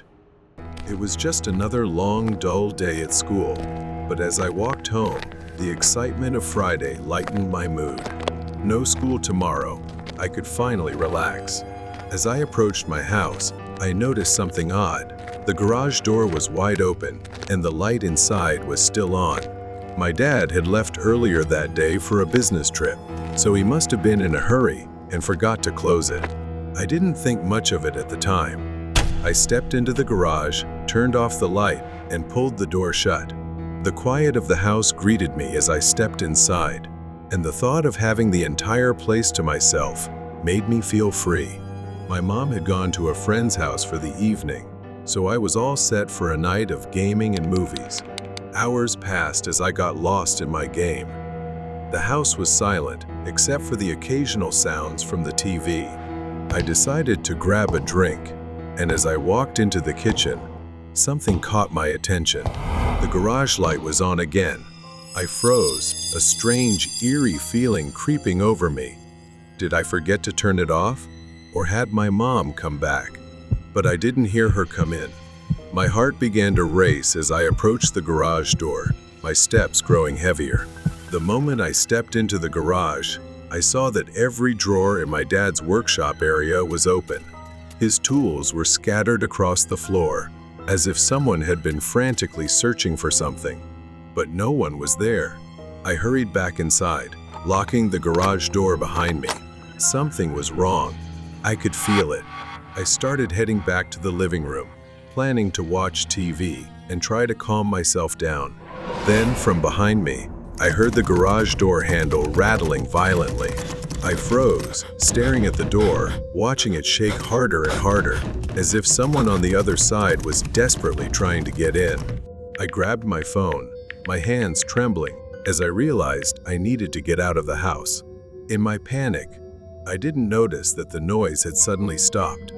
The silence was eerie, too silent. I ran straight for the front door, my only thought being to escape. But as I entered the living room, I froze in my tracks. Someone was there, a large man, his back turned to me. In his hand, he gripped an axe tightly. It must have been taken from my dad's workshop. I held my breath, terrified that he would turn around and see me. The TV was still playing, masking my footsteps, and I knew this was my only chance. Going upstairs was not an option. I quietly turned back and headed for the back door, trying to stay calm. Once outside, I didn't stop running. I hurried across to my neighbor's house. Panicked, I banged on their door until they let me in. I waited there, staring at my house from across the street, praying the intruder wouldn't come looking for me. I pounded on my neighbor's door, and it felt like hours before Mr. Thompson finally opened it, his face etched with confusion. I told him everything that had happened. Mr. Thompson, a retired firefighter with a strong sense of duty, grabbed a flashlight and an old baseball bat. He assured me he would check the house and that everything would be fine. Reluctantly, I stayed behind, watching him cross the street. My body was still shaking with fear. My anxiety grew as I watched, unable to shake the feeling that something terrible was about to happen. I had called the police.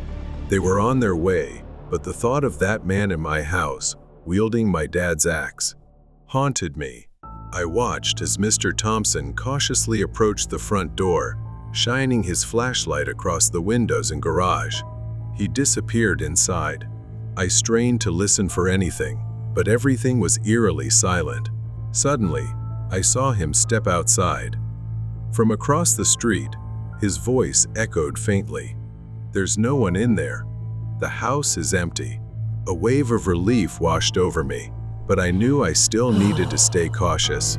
As Mr. Thompson began walking back toward me, that gnawing sense of unease returned. Before I could voice my concern, a shadow moved behind him.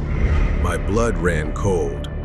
The intruder. He was there, emerging from the dark side of the house, the axe glinting faintly under the porch light. I screamed, trying to warn Mr. Thompson, but it was too late. As he turned, the man lunged at him. A fierce struggle broke out. Mr. Thompson swung the baseball bat, but the intruder was strong. The two grappled, the axe coming dangerously close to Mr. Thompson's head as they stumbled across the lawn. My legs wouldn't move, paralyzed with fear, as I watched the horrifying scene unfold. Each second felt like a nightmare. Mr. Thompson managed a strong swing with the bat, striking the man's ribs, but it wasn't enough. The intruder roared in pain, but instead of retreating, he raised the axe, ready to strike. Just as the axe came down, Mr. Thompson threw himself to the side, narrowly dodging the blow. In that brief moment of distraction, Mr. Thompson delivered another blow, knocking the man off balance. I finally decided to rush forward to help, but before I could reach them, the sound of police sirens echoed in the air. He looked up at the sound of the sirens and, using his last ounce of strength, bolted toward the backyard. Mr. Thompson staggered to his feet, gasping for air but still steady. The police arrived just in time, their flashlights cutting through the darkness as they chased after the man. Within minutes, they subdued him. The man thrashed violently, growling like a wild animal, but the police swiftly restrained him, pinning him to the ground and cuffing his hands behind his back. I stood there, trembling, watching the entire scene unfold. Mr. Thompson approached me, clutching his side where he had been hit, but still managing a smile. "It's safe now," he said. I felt an overwhelming gratitude for being saved. I recounted every detail I could remember to the police, but all I wanted was to forget. I sat down on the steps of Mr. Thompson's porch, my body trembling, watching the man sitting in the back of the police car as it drove away. It was over, but the image of the intruder's face, his crazed eyes, and the sound of the axe slicing through the air would haunt me forever. Mr. Thompson sat next to me, placing a reassuring hand on my shoulder. "You did the right thing, kid," he said softly. "It's over now." But deep down, I knew the fear would stay with me. I would never forget how close I came to being caught in the grip of something truly evil. Betrayal in the dark. It was a quiet night in late October, and I was patrolling the empty streets of our small Texas town. The air carried a heavy, ominous stillness that often lingers in the early hours. Not much happens in our town after midnight, occasionally a bar fight or a stray animal wandering the streets. But that night, around 2:15 a.m., the radio crackled.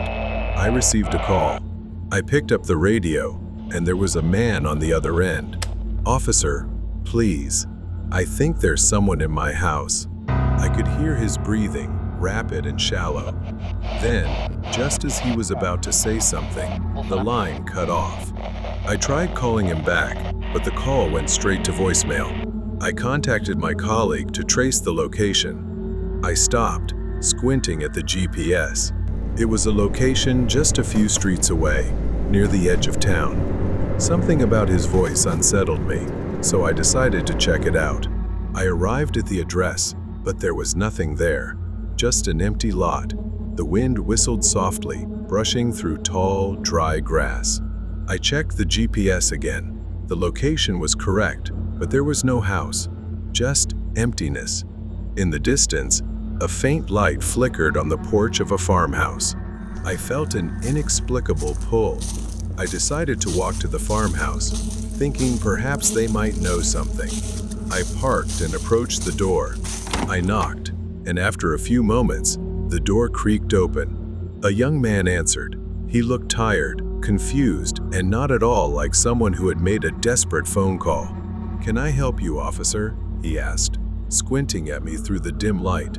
I explained the call and asked if he had seen or heard anything unusual. He shook his head. I asked if he knew of anyone else living nearby. The man shook his head slowly. "No, sir. There aren't any houses for miles." I thanked him and returned to my car, the unease in my chest growing stronger. I checked the radio again and tried calling the number once more, but it still went straight to voicemail.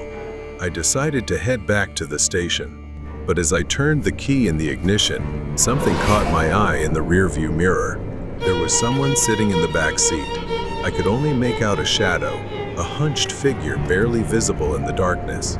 My heart pounded as I tried to stay calm, reaching for the radio to call for backup. But before I could, I felt a sharp blow to the back of my head, pain exploding as everything went dark. I woke up dazed, my head throbbing. My hands were tied, and the room smelled of damp wood and rust. A single bulb swung overhead, casting long, jagged shadows. And then I saw him. It was my colleague, Jeff. His face twisted into a maniacal grin, his eyes gleaming with malice. "You didn't expect to see me, did you?" he sneered. "I've been waiting for this," he continued, pacing with a gleaming knife in his hand. "Do you know how long I've had to smile through your success, Brad? While I was stuck with scraps?" He lunged, pressing the knife close to my face. He started taunting me about how I was always calm and how he'd see how calm I'd remain now. The cuts weren't deep, but they stung. Blood trickled down my skin as he mocked me, savoring every moment. I waited, biding my time. His grip on the knife loosened as he got lost in his rage. When he leaned too close, I acted. I kicked his shin with all my strength, making him stumble. My hands were still tied, but I used my shoulder to charge at him, slamming him into the wall. The knife fell to the floor. He was stunned, giving me just enough time to grab the knife with my bound hands. I bolted out of there. Behind me, Jeff staggered out, shouting my name, but his voice faded as I ran toward my patrol car. I stumbled into the police station, bloody but alive. My colleagues rushed to me, their faces a mix of shock and concern. I told them everything. Jeff was arrested. He sat calmly, as if nothing had happened, but his eyes gleamed with malice. Weeks later, I drove past the place where it all began, but now I understood better. Sometimes, the monsters we fear don't hide in the shadows. They stand right next to us, wearing friendly faces. Dark intentions at Dunkin' Donut. The fluorescent lights flicker above me as I sit on the edge of a narrow bed. The cold walls, the air thick with dust and time. It's been 2 years, but I remember it all as if it happened yesterday. The Dunkin' Donuts shop, the rain, and Jerry. That's where it all began. I worked the night shift at the Dunkin' Donuts in a quiet suburban town. It was a small place, nestled between an old laundromat and a thrift store. I saved what I could, putting money aside each night. It wasn't glamorous, but it was a job, and it kept me going. My sister usually stopped by, but tonight she wasn't there to see me. She was sitting by the window with a guy, her eyes red from crying. I couldn't hear what they were saying, but it was obvious they were arguing. She looked so distressed. He wore an old, worn coat, lingering at the door, watching the place. Tonight, he hesitated at the door, lingering longer than usual. I tried to keep my distance. There was something about him that made my skin crawl. I snapped out of my thoughts when the door creaked open, and Jerry walked in. He was a regular but always so strange. His habit of coming in at exactly 10 p.m. never failed. He shuffled to the counter, but his gaze shifted to my sister, now sitting alone, staring out the window. Jerry leaned in, asking me about her, asking if he could get her number. I clenched my jaw, trying to smile politely, but the sharpness in my voice slipped out. "Leave her alone, Jerry. Just order and go." He chuckled and said, all right, I'll have the usual. He ordered a chocolate donut and hot chocolate, which he always ordered, and went to his usual seat in the corner. I watched him eat, tearing tiny pieces off his donut, his eyes flicking toward me now and then, making me uneasy. My shift ended.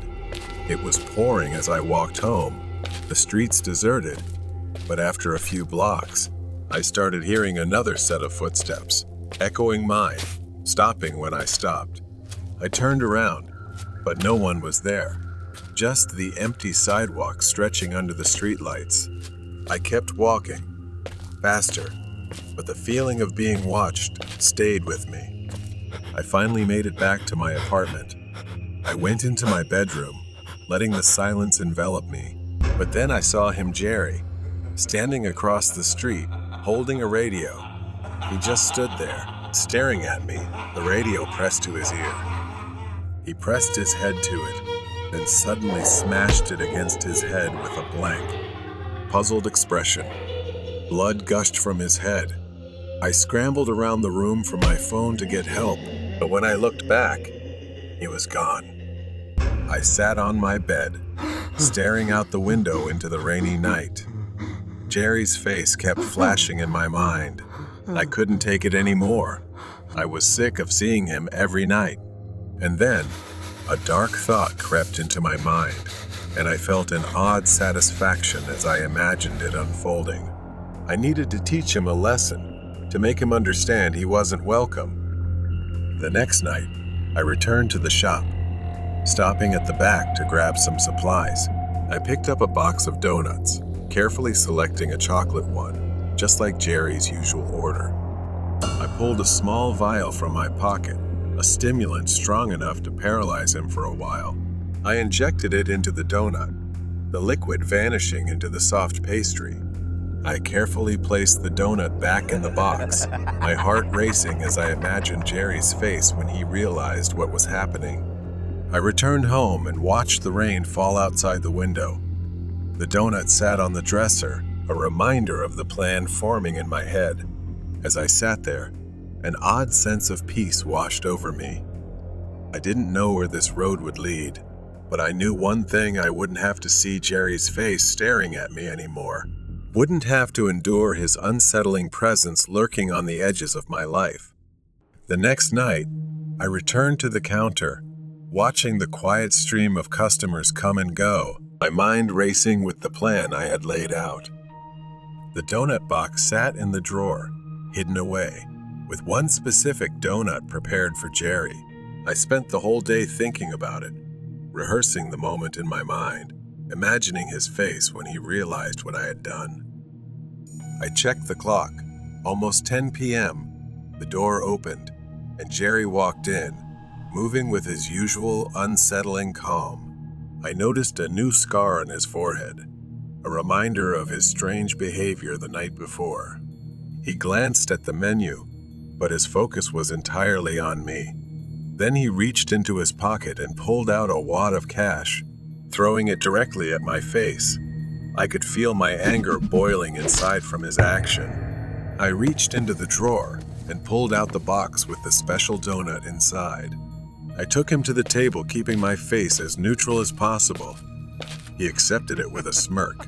Then I went back to waiting for what I wanted. I stood still, watching Jerry slowly move his hand to the plate and take out the donut I had prepared for him. He slowly picked it up and intended to enjoy it. I felt very satisfied and happy to be able to witness what was about to happen. I chuckled inside, but then suddenly his hand holding the cake stopped. He put it on the plate and looked away. My heart sank with disappointment. Then I saw the door open again. That's my sister. She was smiling, dressed a little more neatly than usual. When she approached the counter, then turned her eyes to Jerry, her face lit up. I stared in disbelief, piecing everything together as she looked over to his desk. Could it be that what I'm thinking right now is true? My sister said, her voice filled with excitement, "Adam, I want you to meet someone," and pointed to the table where Jerry was sitting. My sister went to his table. Then he started to act gallantly. I suddenly remembered that she also liked to eat chocolate cake. Then, with a distorted smile, he brought the cake to his mouth for my sister to eat. I felt like I was collapsing, and instead a surge of panic hit me. I ran to the table and stumbled, screaming in vain. "Stop!" I screamed, my voice cracking with desperation. Panic flooded the room as I knelt beside her, screaming, shaking her, hoping she'd wake up. Jerry knelt down too, his face showing real horror as he tried to help. He pressed down, trying CPR, but it was no use. She was unconscious, her face pale. That's when it hit me, had I misjudged him all along. I grabbed my phone, my hand shaking as I dialed for an ambulance, my mind reeling as I realized the gravity of what I had done. The ambulance arrived, and I followed as they loaded her into the back, the siren wailing as they sped toward the hospital. The waiting room was cold, sterile, and I sat there, numb, staring at the wall, my mind racing with guilt, fear, and regret. A doctor came out, his face grim. He told me she was alive, but barely. The drug I put in the donut was enough to paralyze her temporarily, but very dangerous. She might not walk again. If there had been more, she wouldn't have survived. Relief washed over me for only a brief moment before I saw the police step into the waiting room, their eyes fixed on me. They approached, and I could feel the weight of what was about to happen. The room was harshly lit, cold, and unwelcoming. They asked me questions, again and again, trying to piece together what had happened. I told them the truth, every detail, from Jerry's strange behavior to the plan I had laid out, unaware of the devastating consequences. The officer listened and told me I was lucky my sister was still alive. But I should not be mistaken. This was premeditated, and I would face the consequences. With the camera evidence and the plots I had schemed, I was now convicted, the weight of my actions bearing down on me as I was led away. I sat on the edge of my bed, staring at the door through the cold prison bars. The world seemed distant, but the memories of that night never left me. I wondered about my sister, hoping she had healed, hoping she had moved on, and maybe, someday, she would forgive me. Ghost in the gym. A violent storm raged outside, the rain pattering against the windows of the gym. Today, Nana arrived earlier than usual to prepare for the upcoming exam, hurrying toward the gym. Her gym teacher greeted each student outside the girls' locker room, as usual. Nana entered the locker room, the fluorescent lights flickering slightly due to the storm. She walked to her locker and took out her workout clothes. As she began preparing her things, a faint shadow caught her eye, gliding along the other side of the lockers. She paused, glancing around. Curiosity overcame her, and she called out, "Is anyone there?" Nana walked toward the source of the noise, which was at the end of the locker room, where a row of shower stalls stood, the last stall covered by a thick, dark curtain. Nana approached, the lights beginning to flicker erratically. Not knowing where she found the courage, she reached out and pulled back the closed curtain, revealing only an empty shower stall. She was about to turn away when she sensed someone passing right behind her.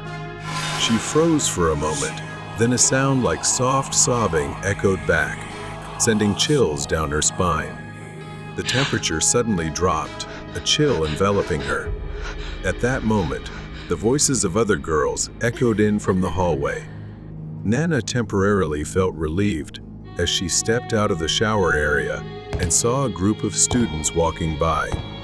She asked if they heard someone crying, but the girls exchanged puzzled glances and shook their heads. She returned to the gym class, where everyone was gathered. Suddenly, a terrified scream echoed throughout the gym. A fellow student named Lee ran in, her face pale and filled with fear. She collapsed to the floor, tears streaming down her face. The gym class fell silent as everyone stared in horror, confused and frightened. As the teacher pressed Lee to explain, she trembled, describing a horrifying scene she told of a baby, covered in blood, appearing in the bathroom and standing there crying. After class, Nana decided to stay behind for extra practice.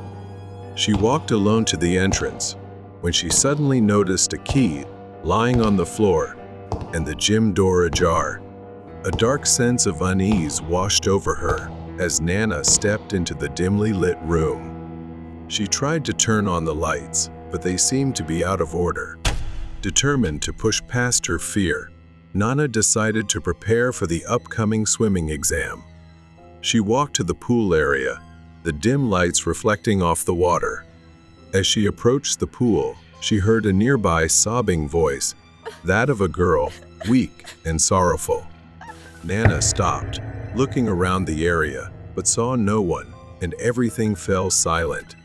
The overhead lights flickered, distorting her vision for a moment.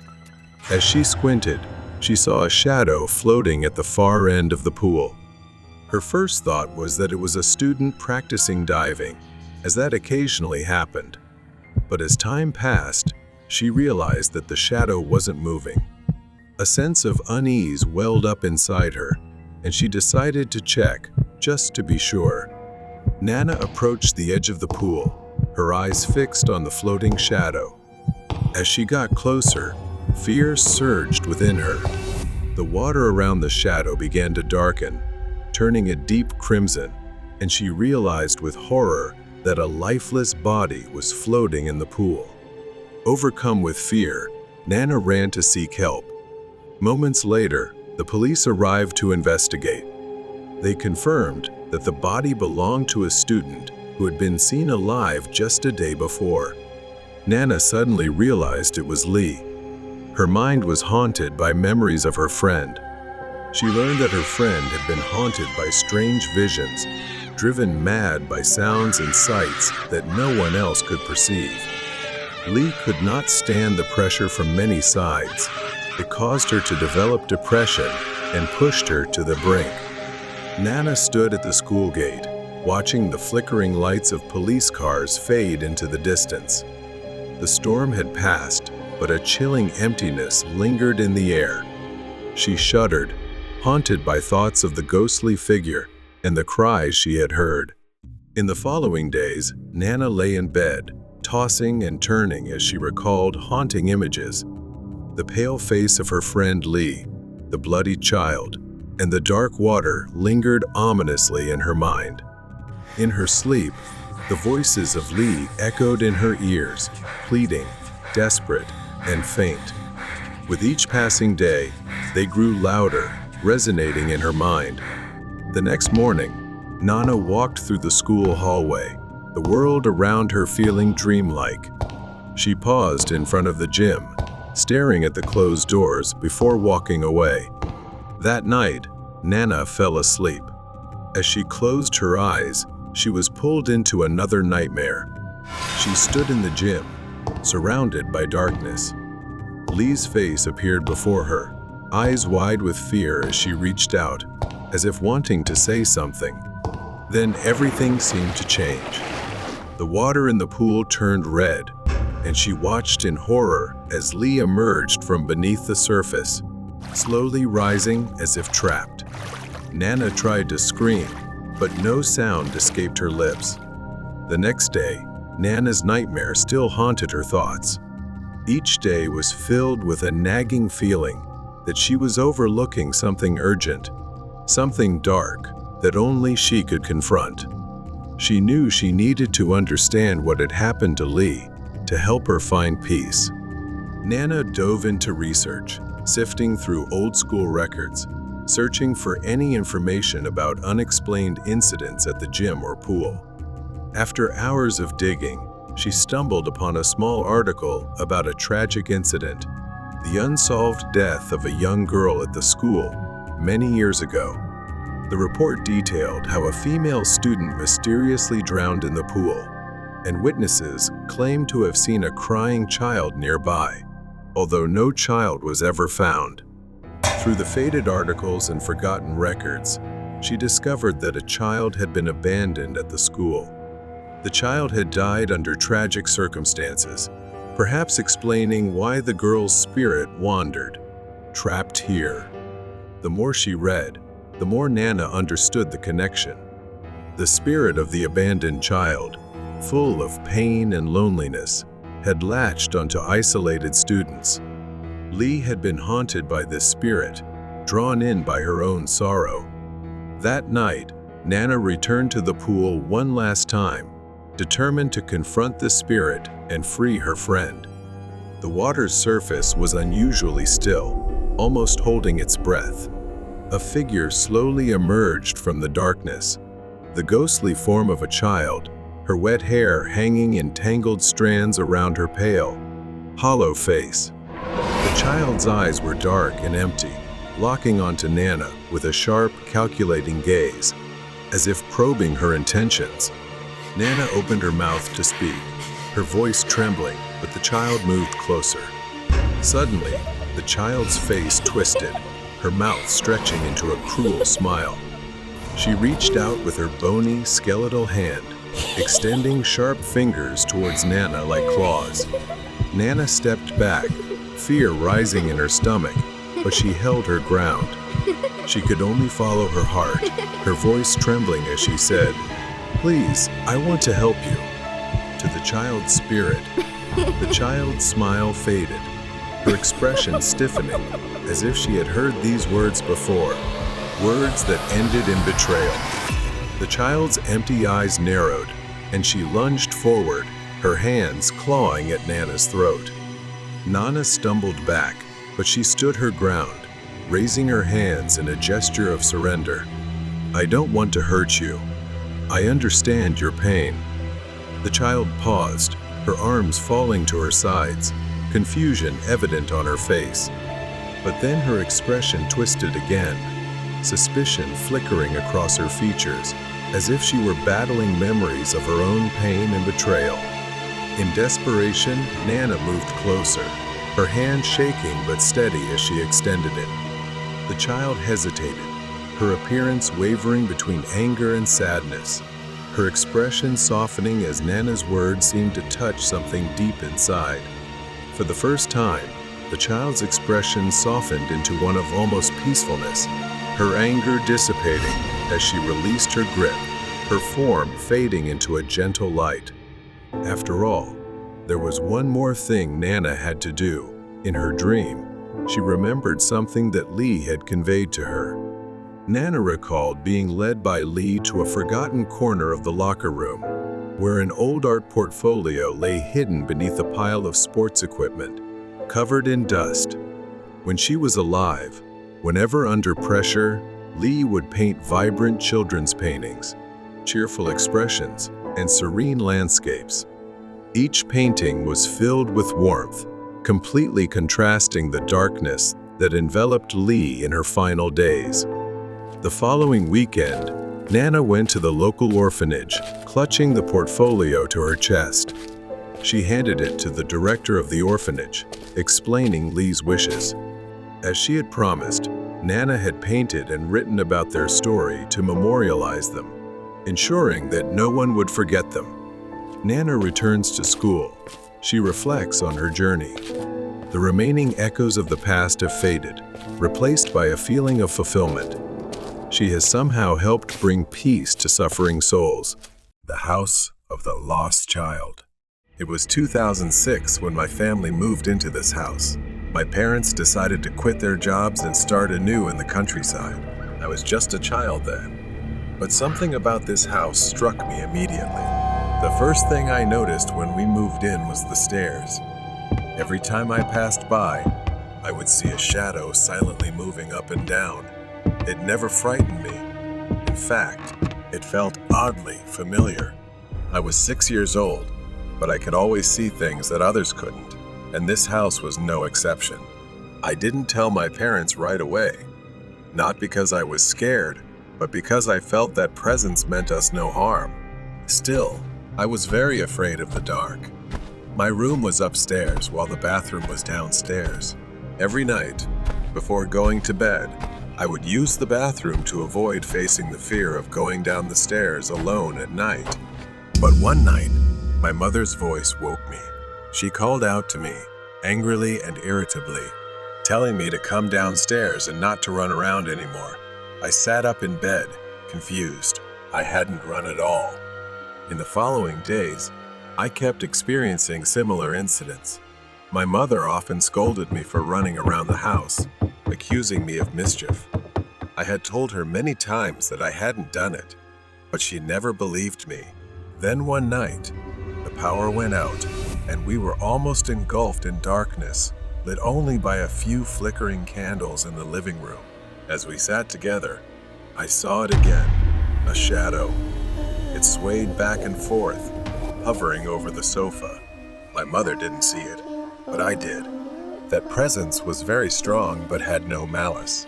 That night, as we lay in bed, my mother and I heard a voice, soft yet clear as day. "Mom, where are you? I'm cold." That voice belonged to a child, and it came from just outside our bedroom.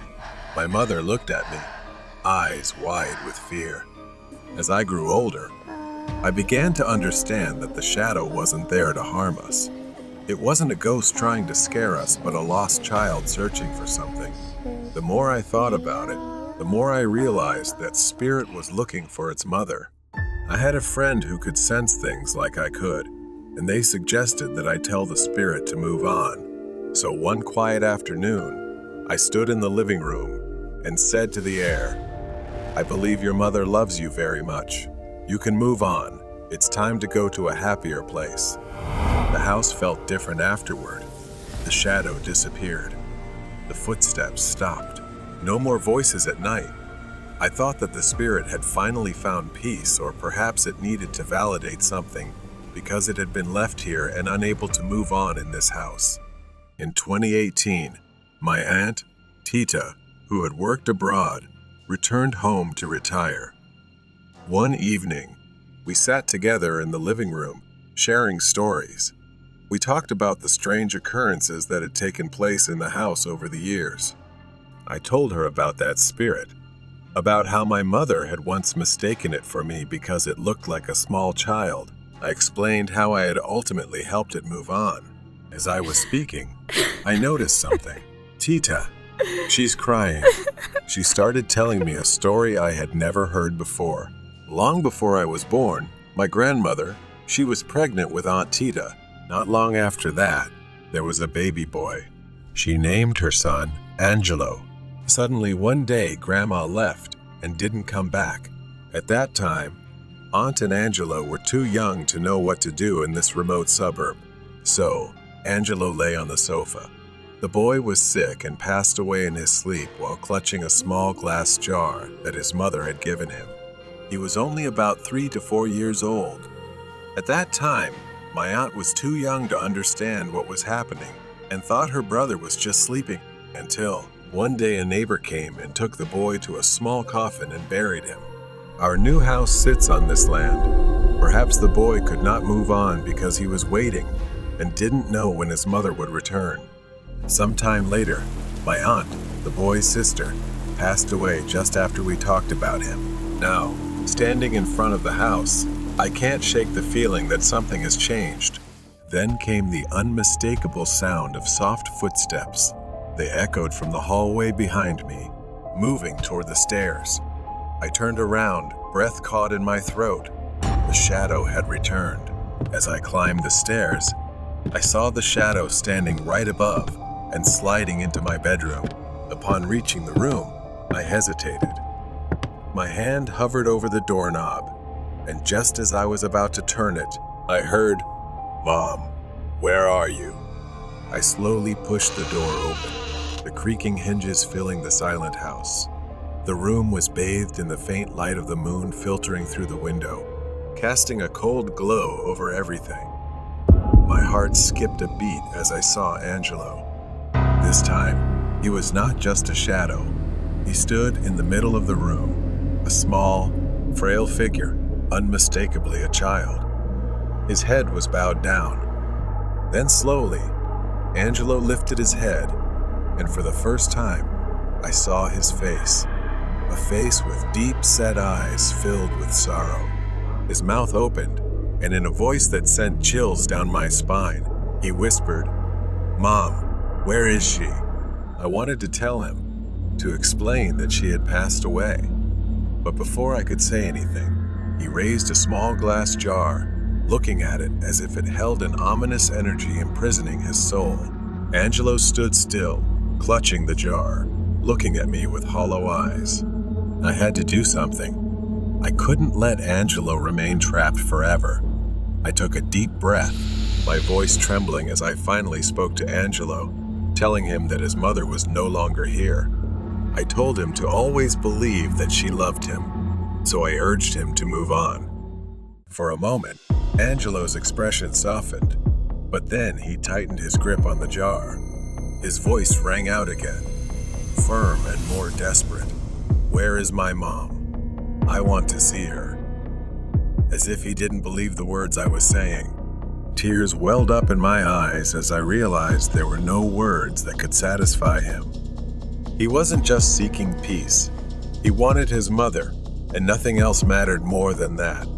I could feel the air shift, the temperature drop, and for the first time in years, I felt fear. I couldn't let him stay. I had to help him find peace. Without thinking, I stepped toward him, my hands trembling. "Angelo, I can help you find her. But first, you need to let go, to release everything." His gaze shifted from the jar to me, his hollow eyes filled with confusion and longing. Slowly, very slowly, he began to loosen his grip on the jar. As it fell from his hand and shattered on the floor, the room went silent. Angelo's figure began to fade, dissolving into the moonlight. Before he disappeared completely, I heard his voice one last time, soft, almost a whisper. "Thank you." I stood outside the house. The weight that had burdened it for years was gone. Angelo was finally free. The feeling of guilt lingered, but I knew I had finally helped him find the peace he had been searching for all these years. The love his mother had for him, the love that had anchored Angelo to this world, had freed him. Perhaps he was beginning to understand the painful truths that even I never wanted to hear. He would likely continue his journey to find his mother in another world where he truly belonged. I looked back at the house one last time. It no longer felt haunted. Now, it was just a house, quiet and still. Angelo had gone, but he left behind something much more enduring. It was a son's love for his mother, transcending the boundaries of life and death. The Stranger's Chase at Dunkin' Donut. It was just another regular shift at Dunkin', where I work part-time. The night shift is my usual shift, and tonight was no different. We usually close at 9 p.m., and I've grown used to the quiet that settles over the store as night falls. We had to clean up everything, and my coworker hadn't shown up yet. But that wasn't unusual. I was fine handling the store by myself.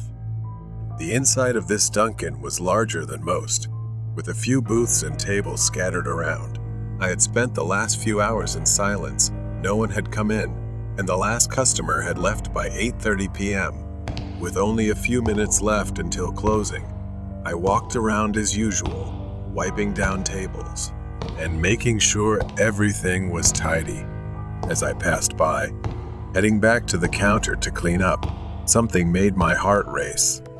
I hadn't noticed him before, but there was a man crouched down, almost hiding in the corner, completely out of sight from behind the counter.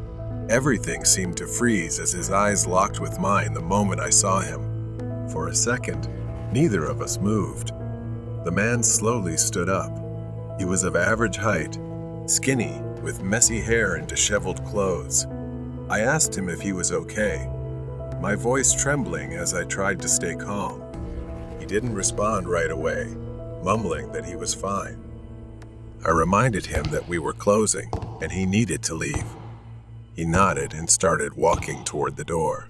For a moment, I thought everything was fine. But then, without warning, he turned around and sprinted toward the counter with a crazed look on his face.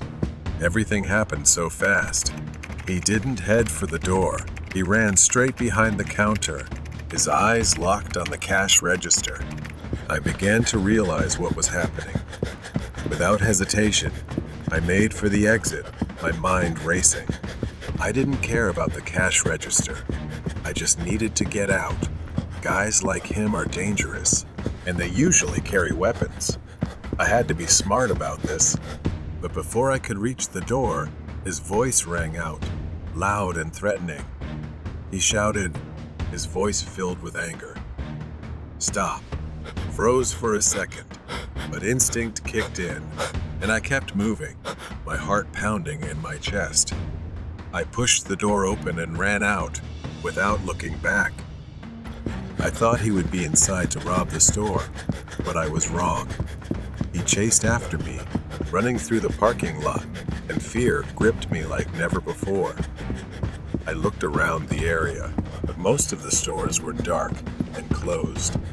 I spotted a gas station in the distance, its lights flickering like a beacon of hope. I ran faster, my breath quickening, and he was still behind me.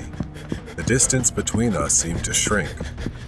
I burst into the gas station, my chest heaving with each breath. It was the closest place still open. As I ran inside, I shouted for someone to call the police. My voice was panicked and full of fear, echoing through the empty space. The clerk behind the counter and a lone customer turned to look at me. Startled, I ran past them, heading straight for the back of the store. A small restroom sign caught my attention. My fingers fumbled with the lock as I rushed inside. The flickering light in the small restroom, combined with the smell of bleach, heightened my tension. I was shaking uncontrollably. Leaning against the door, I took a deep breath, trying to calm myself. I reached into my pocket, my hands trembling as I pulled out my phone and called the police. The dispatcher reassured me that officers were on their way, but the minutes felt like hours as I waited. I pressed my ear against the bathroom door, listening for any sign of him. Nothing. The silence was suffocating. Was he following me? Was he out there, lurking? I couldn't shake the feeling that something was wrong and that whatever awaited me outside wasn't over. After what felt like an eternity, I slowly unlocked the bathroom door and peeked outside. The gas station was eerily silent. The cashier was no longer behind the counter, and the customer had disappeared. I cautiously stepped out further. The dim lights cast long shadows over the shelves. I walked carefully, my own footsteps suddenly too loud. My eyes darted to the door, but there was no sign of the man outside. For a brief moment, a wave of relief washed over me. Then I saw him. Through the glass window, his face appeared pale and terrifying. His wild eyes pressed against the glass like something from a nightmare. His eyes locked onto mine, a twisted smile spreading across his face. He smiled grotesquely, almost stretching from ear to ear. Then he breathed onto the glass, writing the word "run." It felt like a challenge, daring me to try escaping. He slowly dragged his finger down the window, the screeching sound sending chills down my spine. He was waiting, like a predator, knowing that eventually I would have to come out. Panic surged within me again. I rushed toward the back exit, hoping it would lead to some way out. As I pushed the door open, I found myself outside again, this time in the alley behind the station. My breath fogged the cold air as I frantically looked around for somewhere to hide. The alley was narrow, with tall brick walls on either side, dark and unwelcoming. A few trash bins lined the path, but it was mostly empty. I had to make a choice. The only way out was forward or back to the gas station, where he might be waiting for me. I didn't have time to think. I started running, my body moving on instinct. As I ran, I glanced over my shoulder, nothing behind me. Still, fear gripped me tightly. This alley too dark, too unknown, leaving me vulnerable to whatever could come. I turned the corner and was met with a dead end. My heart sank as I saw the towering chain link fence blocking my way. I could hear my own breath, ragged and loud, and feel the cold sweat on my skin. Maybe there was no way out. Footsteps echoed behind me. Slow. Maybe he was coming closer. My body froze in place as the sound grew louder, the rhythm unsettling in its calmness. I wanted to run, but there was nowhere to go. My back pressed against the cold brick wall as I realized I had no other choice but to face him. He appeared at the end of the alley, his eyes locked onto mine with that twisted smile. His steps slowed as he moved into the faint light, his shadow stretching unnaturally across the ground. In his hand, he held an iron rod. My heart was pounding in my chest. My legs were shaking. Then he spoke. "You can't run forever." His voice was low, mocking, and dragged the iron bar across the road with screeching sounds. My mind seemed to be spinning. I scanned the alley, desperately searching for anything that could help me. Without thinking, I grabbed a broken brick lying near the trash cans. I knew it wasn't enough to stop him, but I had no other choice. It was all I had. He stopped just inches from me, smirking. "You really think that's going to stop me?" I didn't answer. I didn't need to. As he took one more step toward me, I swung the brick with all my strength. In the moment, he was too focused on taunting me. Turning away smugly, I threw the brick, and it hit him square in the head. For a second, everything froze. He staggered back, the smile vanishing from his face as blood trickled down his forehead. I didn't wait to see what happened next. I seized the moment and ran. I didn't look back. All I could think about was getting as far away as possible. The sound of sirens tore through the night air in the distance. The police were coming, but I didn't stop running. Right then, the screech of tires cut through the air as police cars appeared. 3 patrol cars pulled into the gas station, red and blue lights flashing furiously. I could see the officers jump out, guns drawn, moving with urgency. I tried to shout, trembling as I pointed toward the alley. "He's over there." The officer nodded quickly and signaled to the others. They disappeared into the alley, their flashlights cutting through the darkness as they shouted commands. The man appeared at the mouth of the alley, running toward the parking lot. But this time he wasn't alone. The police were right behind him. His wild eyes darted in every direction as he desperately searched for a way out, but he was surrounded. The police quickly tackled him to the ground. The man struggled violently, his voice twisted with rage, sending chills down my spine. But now, I was truly safe. The flashing lights of the police cars began to fade as I sat on the cold sidewalk, trying to piece together everything that had happened. It was over, but the horror still lingered. The troublemaker at Starbucks. Lai had just graduated from college and found a temporary job, which left her struggling to find a place to live. Lai rented a small apartment near a Starbucks, where she worked as a barista. Starbucks was a hangout spot for local musicians and artists, the kind of crowd who knew their coffee. It stayed open until midnight, sometimes even later on weekends. Lai worked the night shift, a shift most employees weren't fond of. The pay was decent, though not great, but the shifts were quiet. However, there was always something unsettling about the empty cafe late at night, especially toward closing time. She spent most of her time cleaning and making coffee to keep herself busy. Nick, a friend of Lai's, would sometimes drop by to keep her company. He knew everyone who worked there. But one summer night, everything changed. Nick wasn't there that evening. He didn't show up because he was attending a friend's wedding, leaving Lai to face the night shift alone. By midnight, she had made only $10 in tips and the store was almost entirely empty, but she felt grateful that she didn't have to deal with any difficult customers. She went to the back room to fill the mop bucket and started cleaning the floor. The silence was peaceful, but something felt off. Out of the corner of her eye, she saw a shadow pass by the front window. Lai glanced up, but no one was there.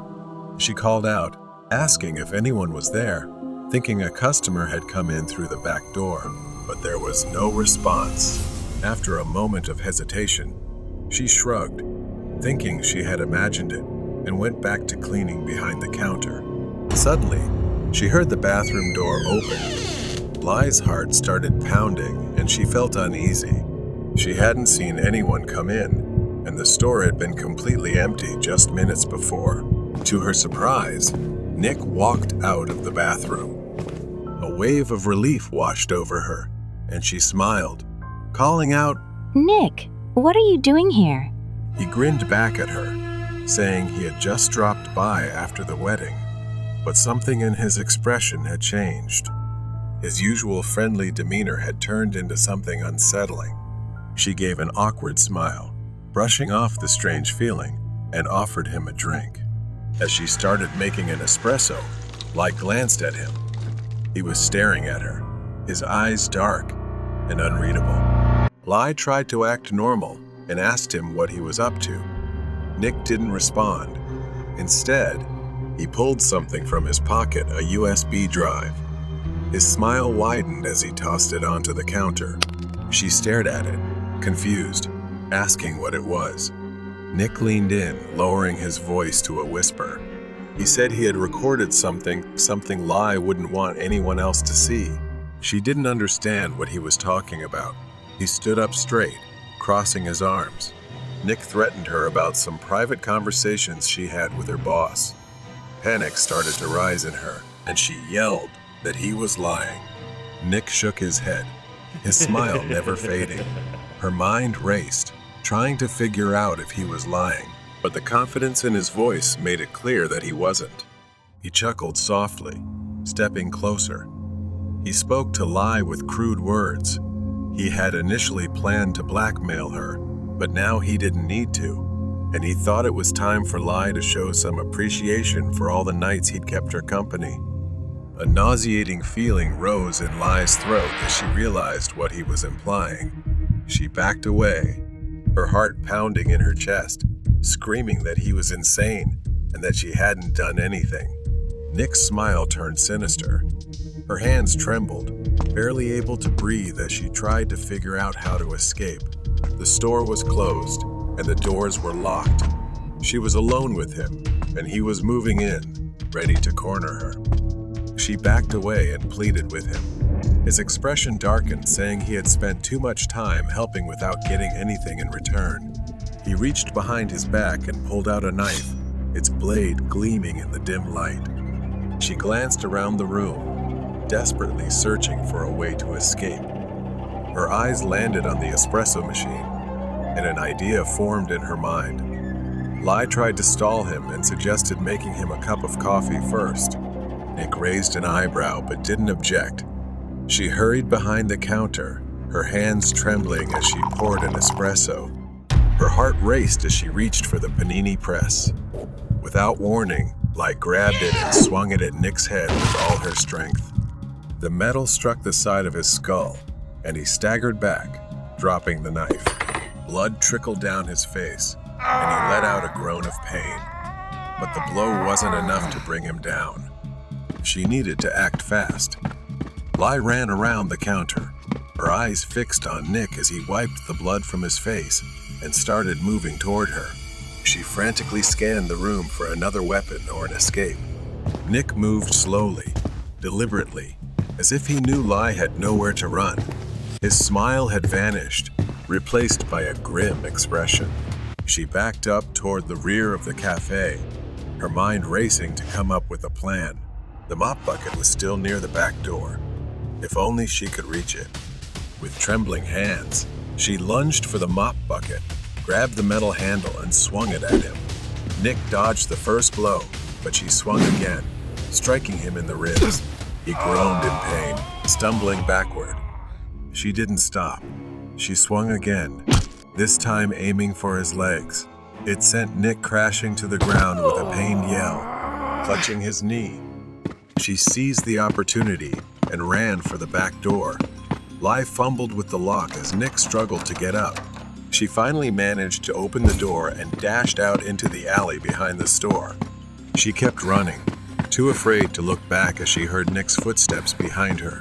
He was limping, but he was still chasing her. Lai rounded a corner and spotted a large metal dumpster near the end of the alley. She crouched behind it, holding her breath. Her heart was pounding so fast it felt like it might burst out of her chest. From her hiding spot, she heard Nick stumble into the alley. His breathing was heavy, labored from the pain, and then his bitter voice called out, asking where she was, saying it wasn't over yet. Lai covered her mouth with her hand, trying to stay as silent as possible, not daring to move. Suddenly, she heard a faint sound, the wail of sirens in the distance. Maybe someone had heard the commotion and called the police. Nick began limping back toward the Starbucks, his footsteps growing fainter as he disappeared into the night.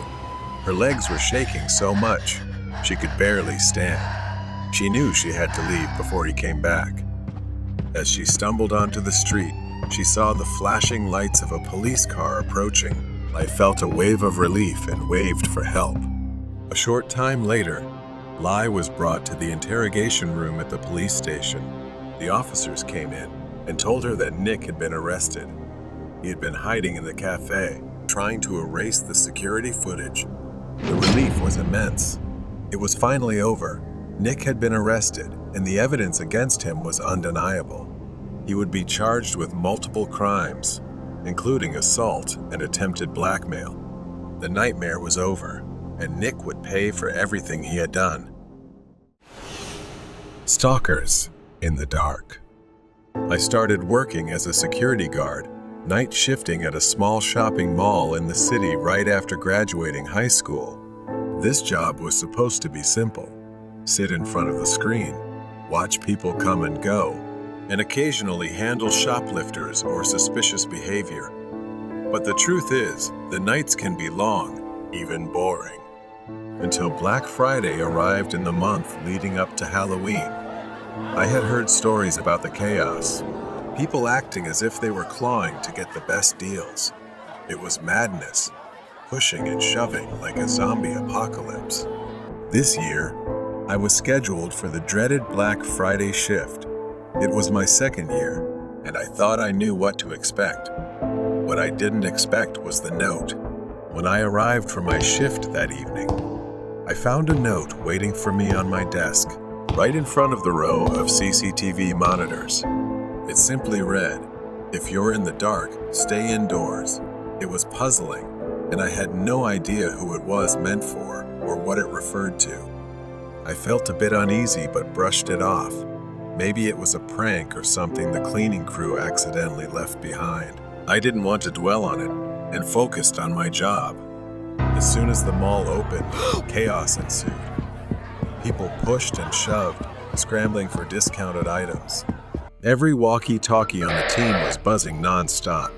We had 10 security guards on duty, and it still wasn't enough to manage the madness. Late in the evening, things calmed down a bit until I received a call over the radio. A group of men was reportedly mugging someone with a knife in the third-floor parking lot. I quickly decided to check the cameras to see what I was getting into. As I unlocked the door and swung it open, I nearly bumped into someone. There was a strange man sitting inside. He was standing in front of the screen, wearing a red and green Christmas outfit. His head turned toward the monitor, making me freeze. He slowly turned his face toward me, a pair of sunglasses covering his eyes, even though the room was pitch black. Before I could say a word, he stepped closer, his face just inches from mine, flashing a toothy grin, sharp teeth like a shark's. "Did you get my note?" I reached for the walkie-talkie, but before I could do anything, the lights in the room went out, plunging us into complete darkness. I raised my hands, bracing for him to lunge at me, but instead, I felt nothing. I shone the flashlight, and he had vanished, leaving the room empty with just me standing there. I tried to calm myself and refocus on my pressing duties. The dimly lit corridors of the mall were filled with strange decorations, shadows, and the faint echo of creepy sound effects coming from the nearby costume shop. As I walked around, I noticed something strange. A life-sized mannequin in the costume shop window.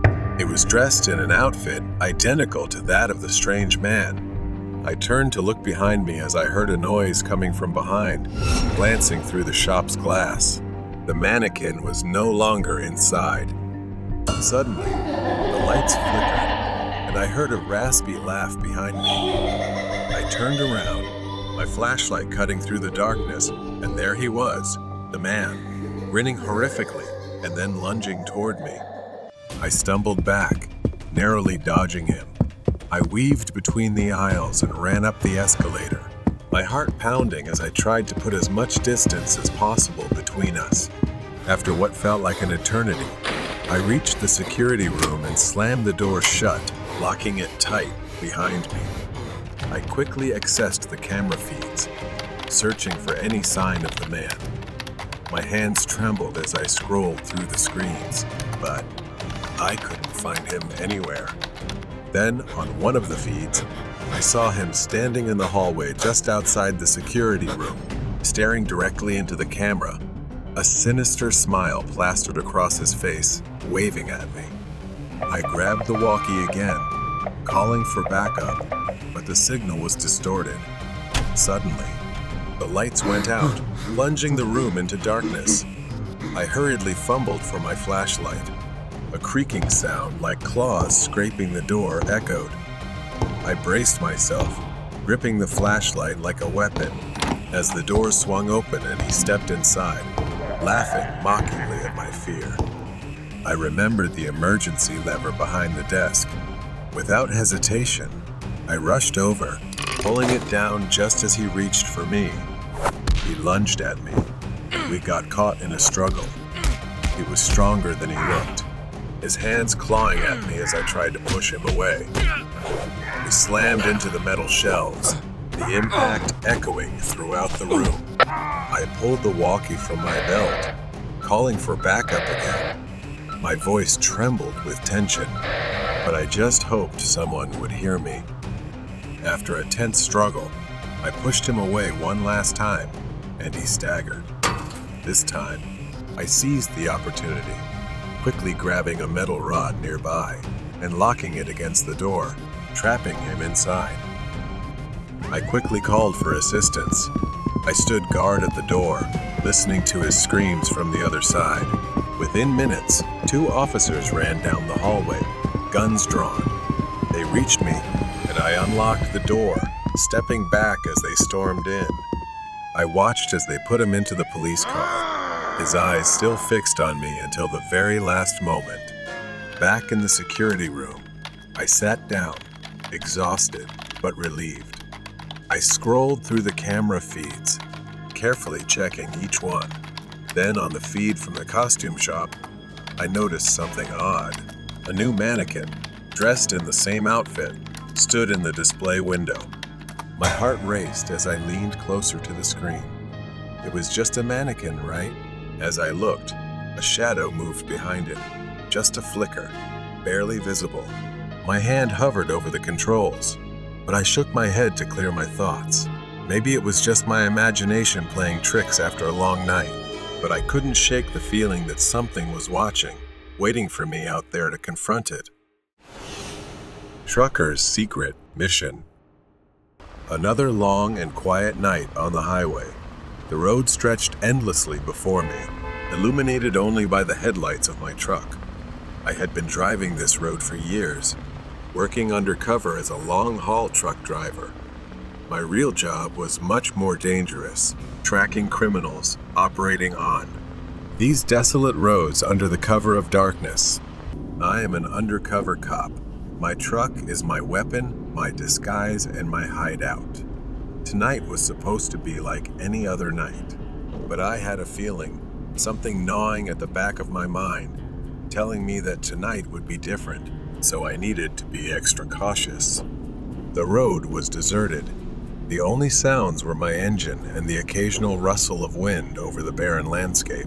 I kept my eyes on the road, scanning the distance for any signs of trouble. Criminals often use these isolated highways to conduct their business, and I've made it my mission to stop them. Suddenly, I spotted a figure standing by the roadside, waving for me to stop. It was late, too late for anyone to be out here. My instincts kicked in immediately. Something was off. I slowed down and stopped by the roadside. The man approached, his face shrouded in darkness. He looked disheveled, almost deranged. As he got closer, I could see his clothes were torn and filthy. His hands twitched nervously at his sides, and there was a wild look in his eyes. I cautiously rolled down my window. "Do you need help?" But there was something about this guy, something dangerous. He didn't answer right away.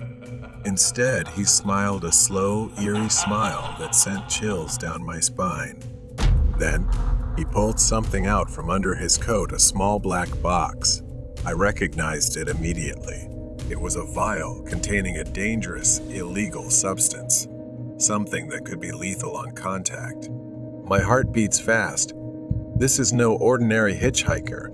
He is a dangerous man, and his target is me. The man stepped closer, holding the vial in one hand and a small knife in the other. "Get out of the truck," he said, his voice low and threatening, "or I'll make sure you don't make it through the night." I knew what was in that vial. It was a more dangerous weapon than the knife he held. Just one drop could incapacitate me, or worse, kill me. He knew it too. That's why he smiled like that. I kept my cool. My training kicked in. I had dealt with guys like him before, unpredictable and dangerous. But this time was different.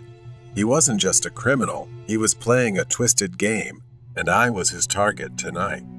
I slowly unlocked the door, my mind racing as I tried to think of my next move. The man continued to smile, his eyes gleaming with some sick satisfaction. "Come on," he taunted, waving the knife. "Get out of the truck, Brian." I froze. How did he know my name? I had never met this guy in my life, yet he knew who I was. He stepped closer, holding up the vial. "You think you're so smart, don't you? Driving around here pretending to be a hero, catching guys like me. I've been watching you for a long time." The truth hit me like a punch. This wasn't random. He had planned this, but maybe he didn't know I was really a cop.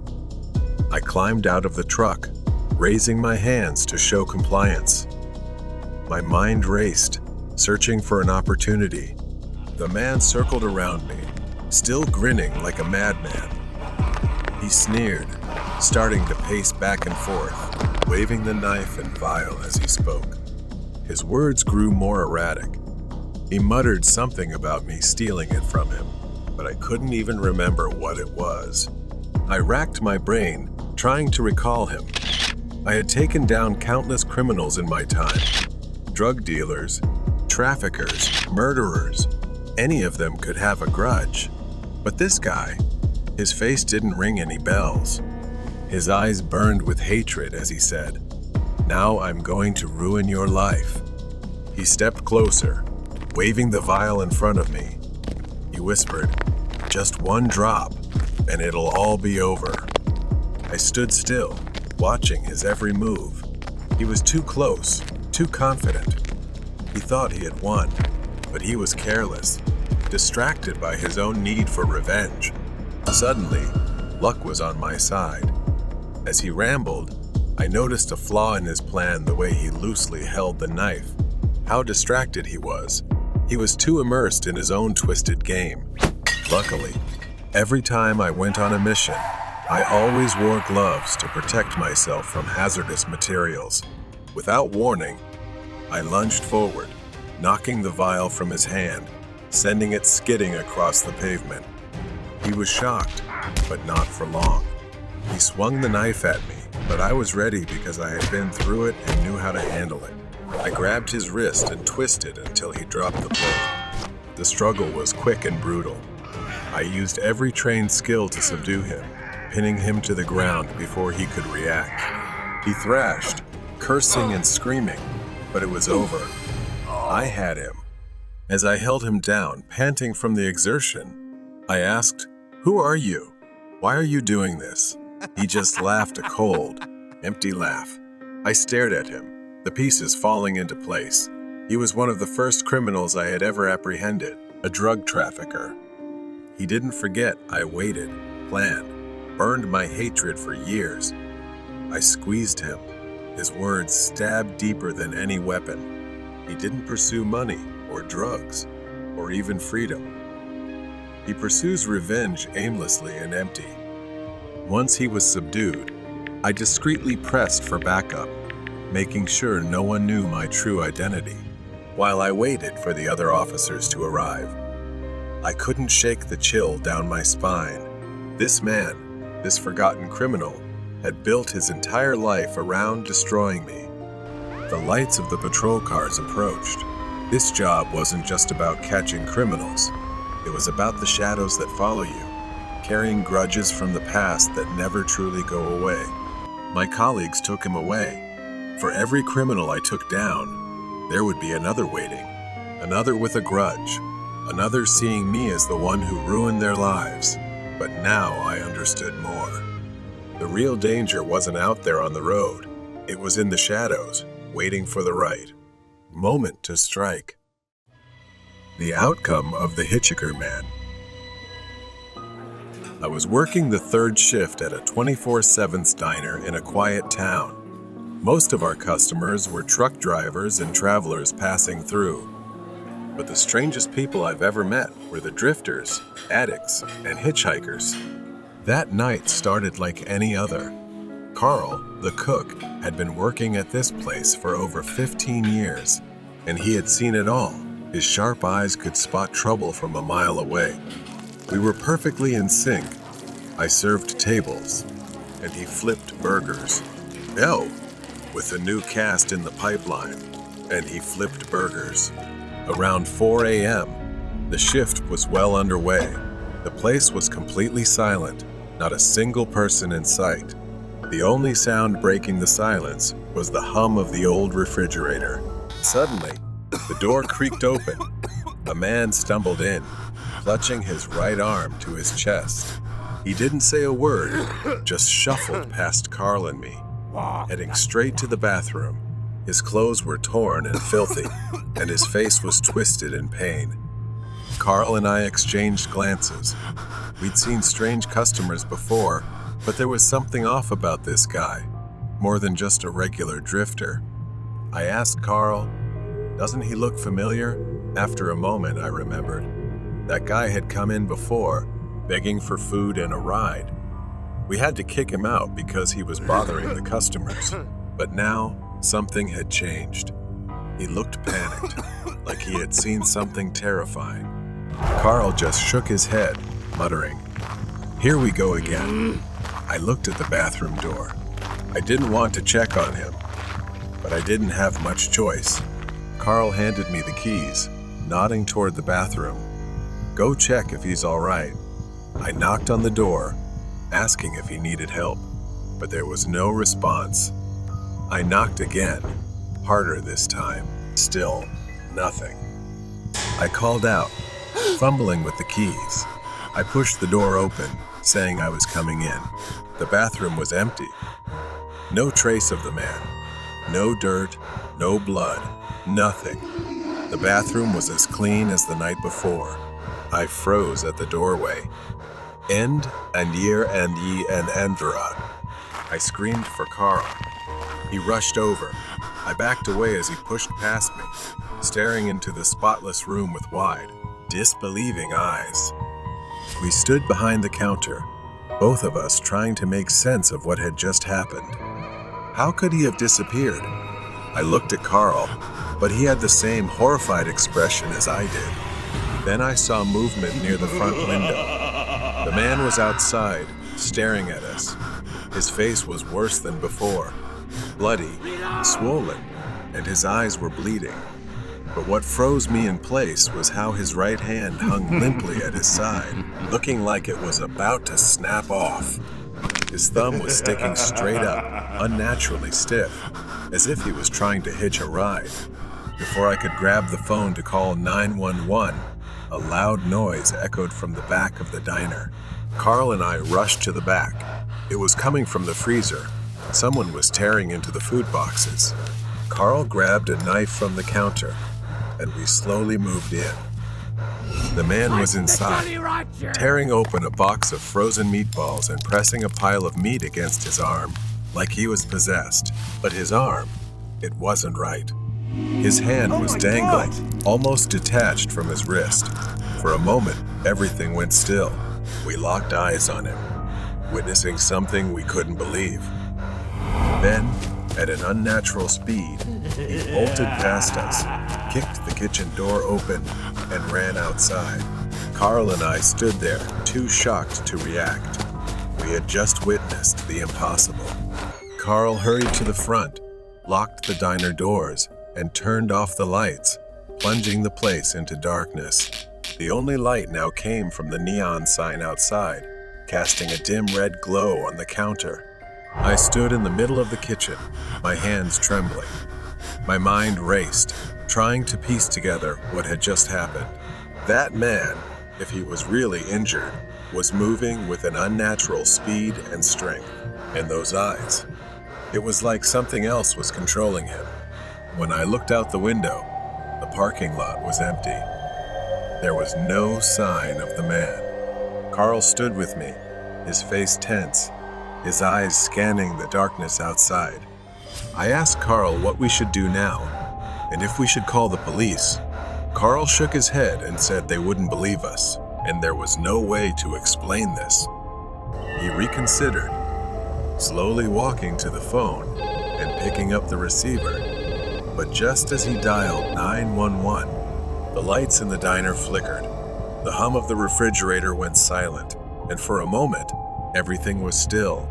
Then, in the darkness, we heard a soft, slow tapping on the window. We bolted through the kitchen, with Carl leading the way. I glanced back just in time to see the glass shatter, and the man crawling through the window like a wild animal. Carl pushed open the back door, and we stumbled out into the alley behind the diner. Carl panted, glancing around. We need to get to the car. We sprinted down the alley, the man's footsteps echoing behind us. He was faster than I expected, his heavy breathing growing louder as he closed in on us. I could hear his raspy voice muttering something, words I couldn't quite make out. Carl reached the car, fumbling with the keys, urging me to get in quickly as the doors unlocked. I yanked the door open and jumped inside just as Carl started the engine. The headlights flicked on, illuminating the man standing at the end of the alley. Now he was covered in blood, his smile wider as he slowly raised his thumb again, rigid and grotesque, like a hitchhiker's signal. Tires screeched as Carl slammed on the gas, and the truck sped out of the alley and onto the road. I glanced into the rear-view mirror, my heart still racing. The man stood motionless at the edge of the diner, watching us disappear into the night. We didn't speak for the first few miles, both of us too stunned to process what had just happened. We drove in silence for the next hour, trying to put as much distance as possible between us and that place, but I couldn't shake the feeling that it wasn't over. I eventually called the police to report the incident. To my surprise, they told us to head toward a location near the diner. They confirmed that a man matching that description had been reported. A man had been killed in a hit and run accident near the ramp, not far from the diner. As I got closer, I saw it. It was the same man. His body lay by the roadside, his clothes covered in dirt. But the eeriest part was his right hand, still holding that thumb up, just like before. According to the report, the man had survived the initial accident earlier that night and had been able to walk. His desperate search for help led him to our diner before he collapsed on the road. But there was more to the story. It turned out that this man had been involved in a series of violent incidents years earlier, hitchhiking across states and attacking those who picked him up. The police pieced together his history, a fugitive, infamous for attacking victims and vanishing into the night. The accident had broken his body, but it didn't kill him immediately. He had stumbled into the diner, seeking refuge, only to return to the streets, where he was eventually found dead. The police said he had been trying to use his injury to manipulate others. We were lucky to have escaped him. As I stood in the parking lot, staring at the diner, everything started to make sense. The man wasn't a ghost. He was real. Maybe he had finally paid the price in the same way he had hurt others on the road. That was where his twisted journey had come to an end. Intruder on Halloween. The clock ticks softly, its sound nearly drowned out by the eerie music playing on the TV. Colorful costumes and decorations adorn the walls, remnants of the Halloween festival. Tonight, like every year, I was going trick or treating with my best friend, Casey. Excitement filled the air as we stuffed our bags with candy, the weight of our haul increasing after each house we visited. The streets were filled with laughter and the sound of children running from house to house. As we walked, we noticed a man standing near a lamppost. He wore a mask and held a flickering lantern. His eyes seemed to follow us as we passed by, sending a chill down my spine. I glanced at Casey, and we quickened our pace. We continued our journey, laughing and screaming as we collected treats, but occasionally, I caught a glimpse of the masked man lingering just out of reach. It felt like he was watching us. At one house, while we were busy stuffing our bags, I turned around and saw him standing on the street, intently watching us. I yelled at Casey to get away, that we needed to run fast from there. We hurried to the front door of the house we were at and knocked frantically. The homeowner opened the door. We explained that there was a scary man outside. The couple looked worried and ushered us inside for safety as the masked man moved further down the street. After a few minutes, we saw the masked man had left, and we thought we could leave the house now. Just as we thought we had escaped, I spotted him hiding behind a tree, waving at us. Panic flooded me. He only backed away when an adult threatened to call the police. After walking a few more blocks, we crossed a small wooden bridge over the river. The night air was fresh and cool, but a sense of unease washed over me as a black Jeep stopped on the other side. The driver leaned out the window. A spooky man wearing a pumpkin mask called out to us in a gravelly voice. "We need directions," he shouted. I felt a bit suspicious and distrustful of this man, so I declined and we kept moving. The Jeep couldn't cross the bridge, so we had to drive away. But just when we thought we were safe, a long time later, an SUV screeched around the corner of the bridge and stopped right in front of us. The window rolled down, revealing a man who was probably someone else, but he was also wearing the same mask. Then he said, "Get in the car, and they have free bags of candy," the man shouted, his voice filled with manipulation. My heart raced as I glanced at Casey. We turned back to running when I heard the car roar again. The man started to get out of the car.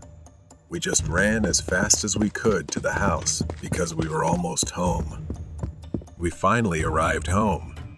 My mother left for work, so it was just the two of us at home. Tonight, Casey slept at my house to stay safe. Every second passed as I looked out the window uneasily at that man in the pumpkin mask. The memory of the Jeep, everything was still in my mind. Mine. The streets were pitch black, darkness stretching over the sidewalk. I held my phone, staring at the screen, hoping to distract myself from the rising anxiety within. Suddenly, my phone buzzed. A message from Casey. What if they come back? I glanced at her, but she was still peacefully asleep, unaware of the tension suffocating the room. I cautiously approached the window and peered through the curtains. My heart skipped a beat. The black Jeep was parked outside my house. I whispered urgently, shaking Casey awake. Casey's eyes flew open in fear. We both sat up, listening intently.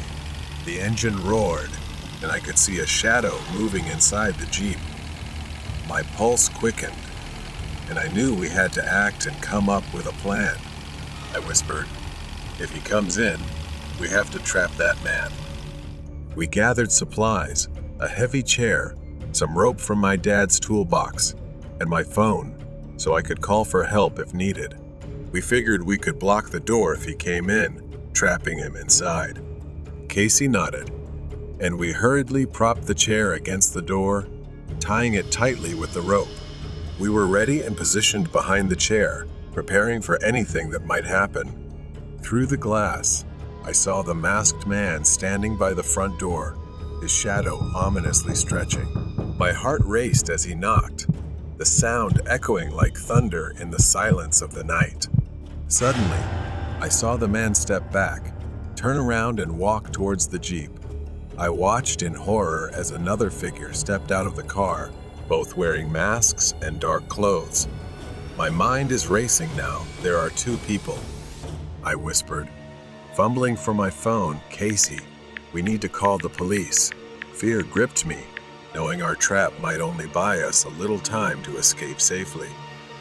But before I could dial, I heard footsteps approaching the house.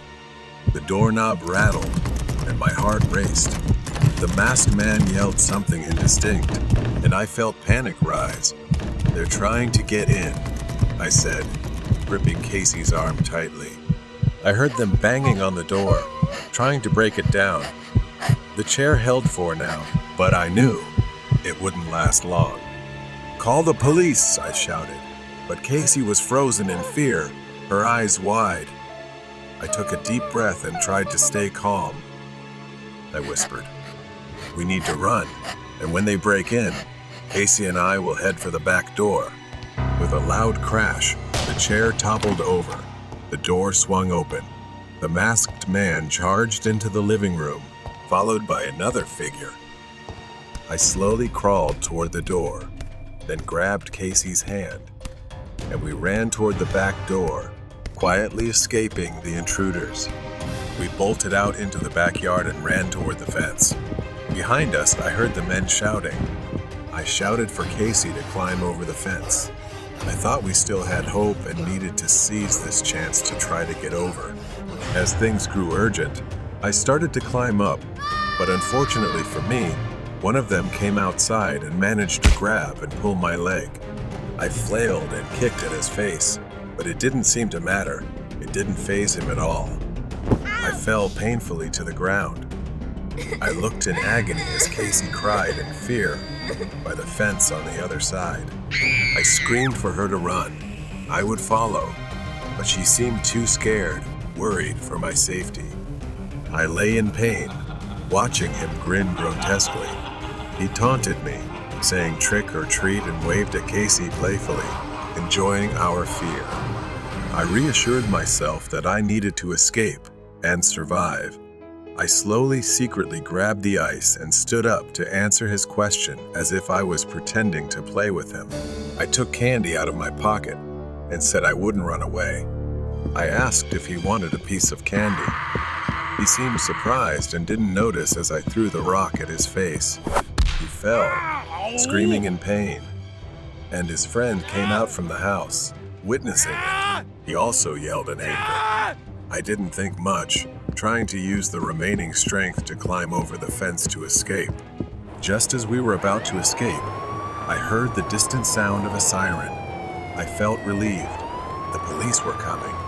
I headed toward the front yard to meet them. When we reached the front yard, the flashing lights of the police car lit up the street. The officers ran toward us, and I pointed at the men trying to flee back to the Jeep. "They're over there," I shouted, and the police sprang into action, chasing after them. Within minutes, the police had apprehended the masked men. Back inside the house, my mom rushed in, just returning home. She pulled us into a tight hug, relief evident on her face. Casey and I exchanged glances. We were finally safe. My mom made us a cup of hot cocoa, and as I took a sip, I couldn't help but reflect on how quickly everything had turned from a night of fear to a sense of safety. I said, glancing at Casey, "Maybe Halloween isn't so bad after all."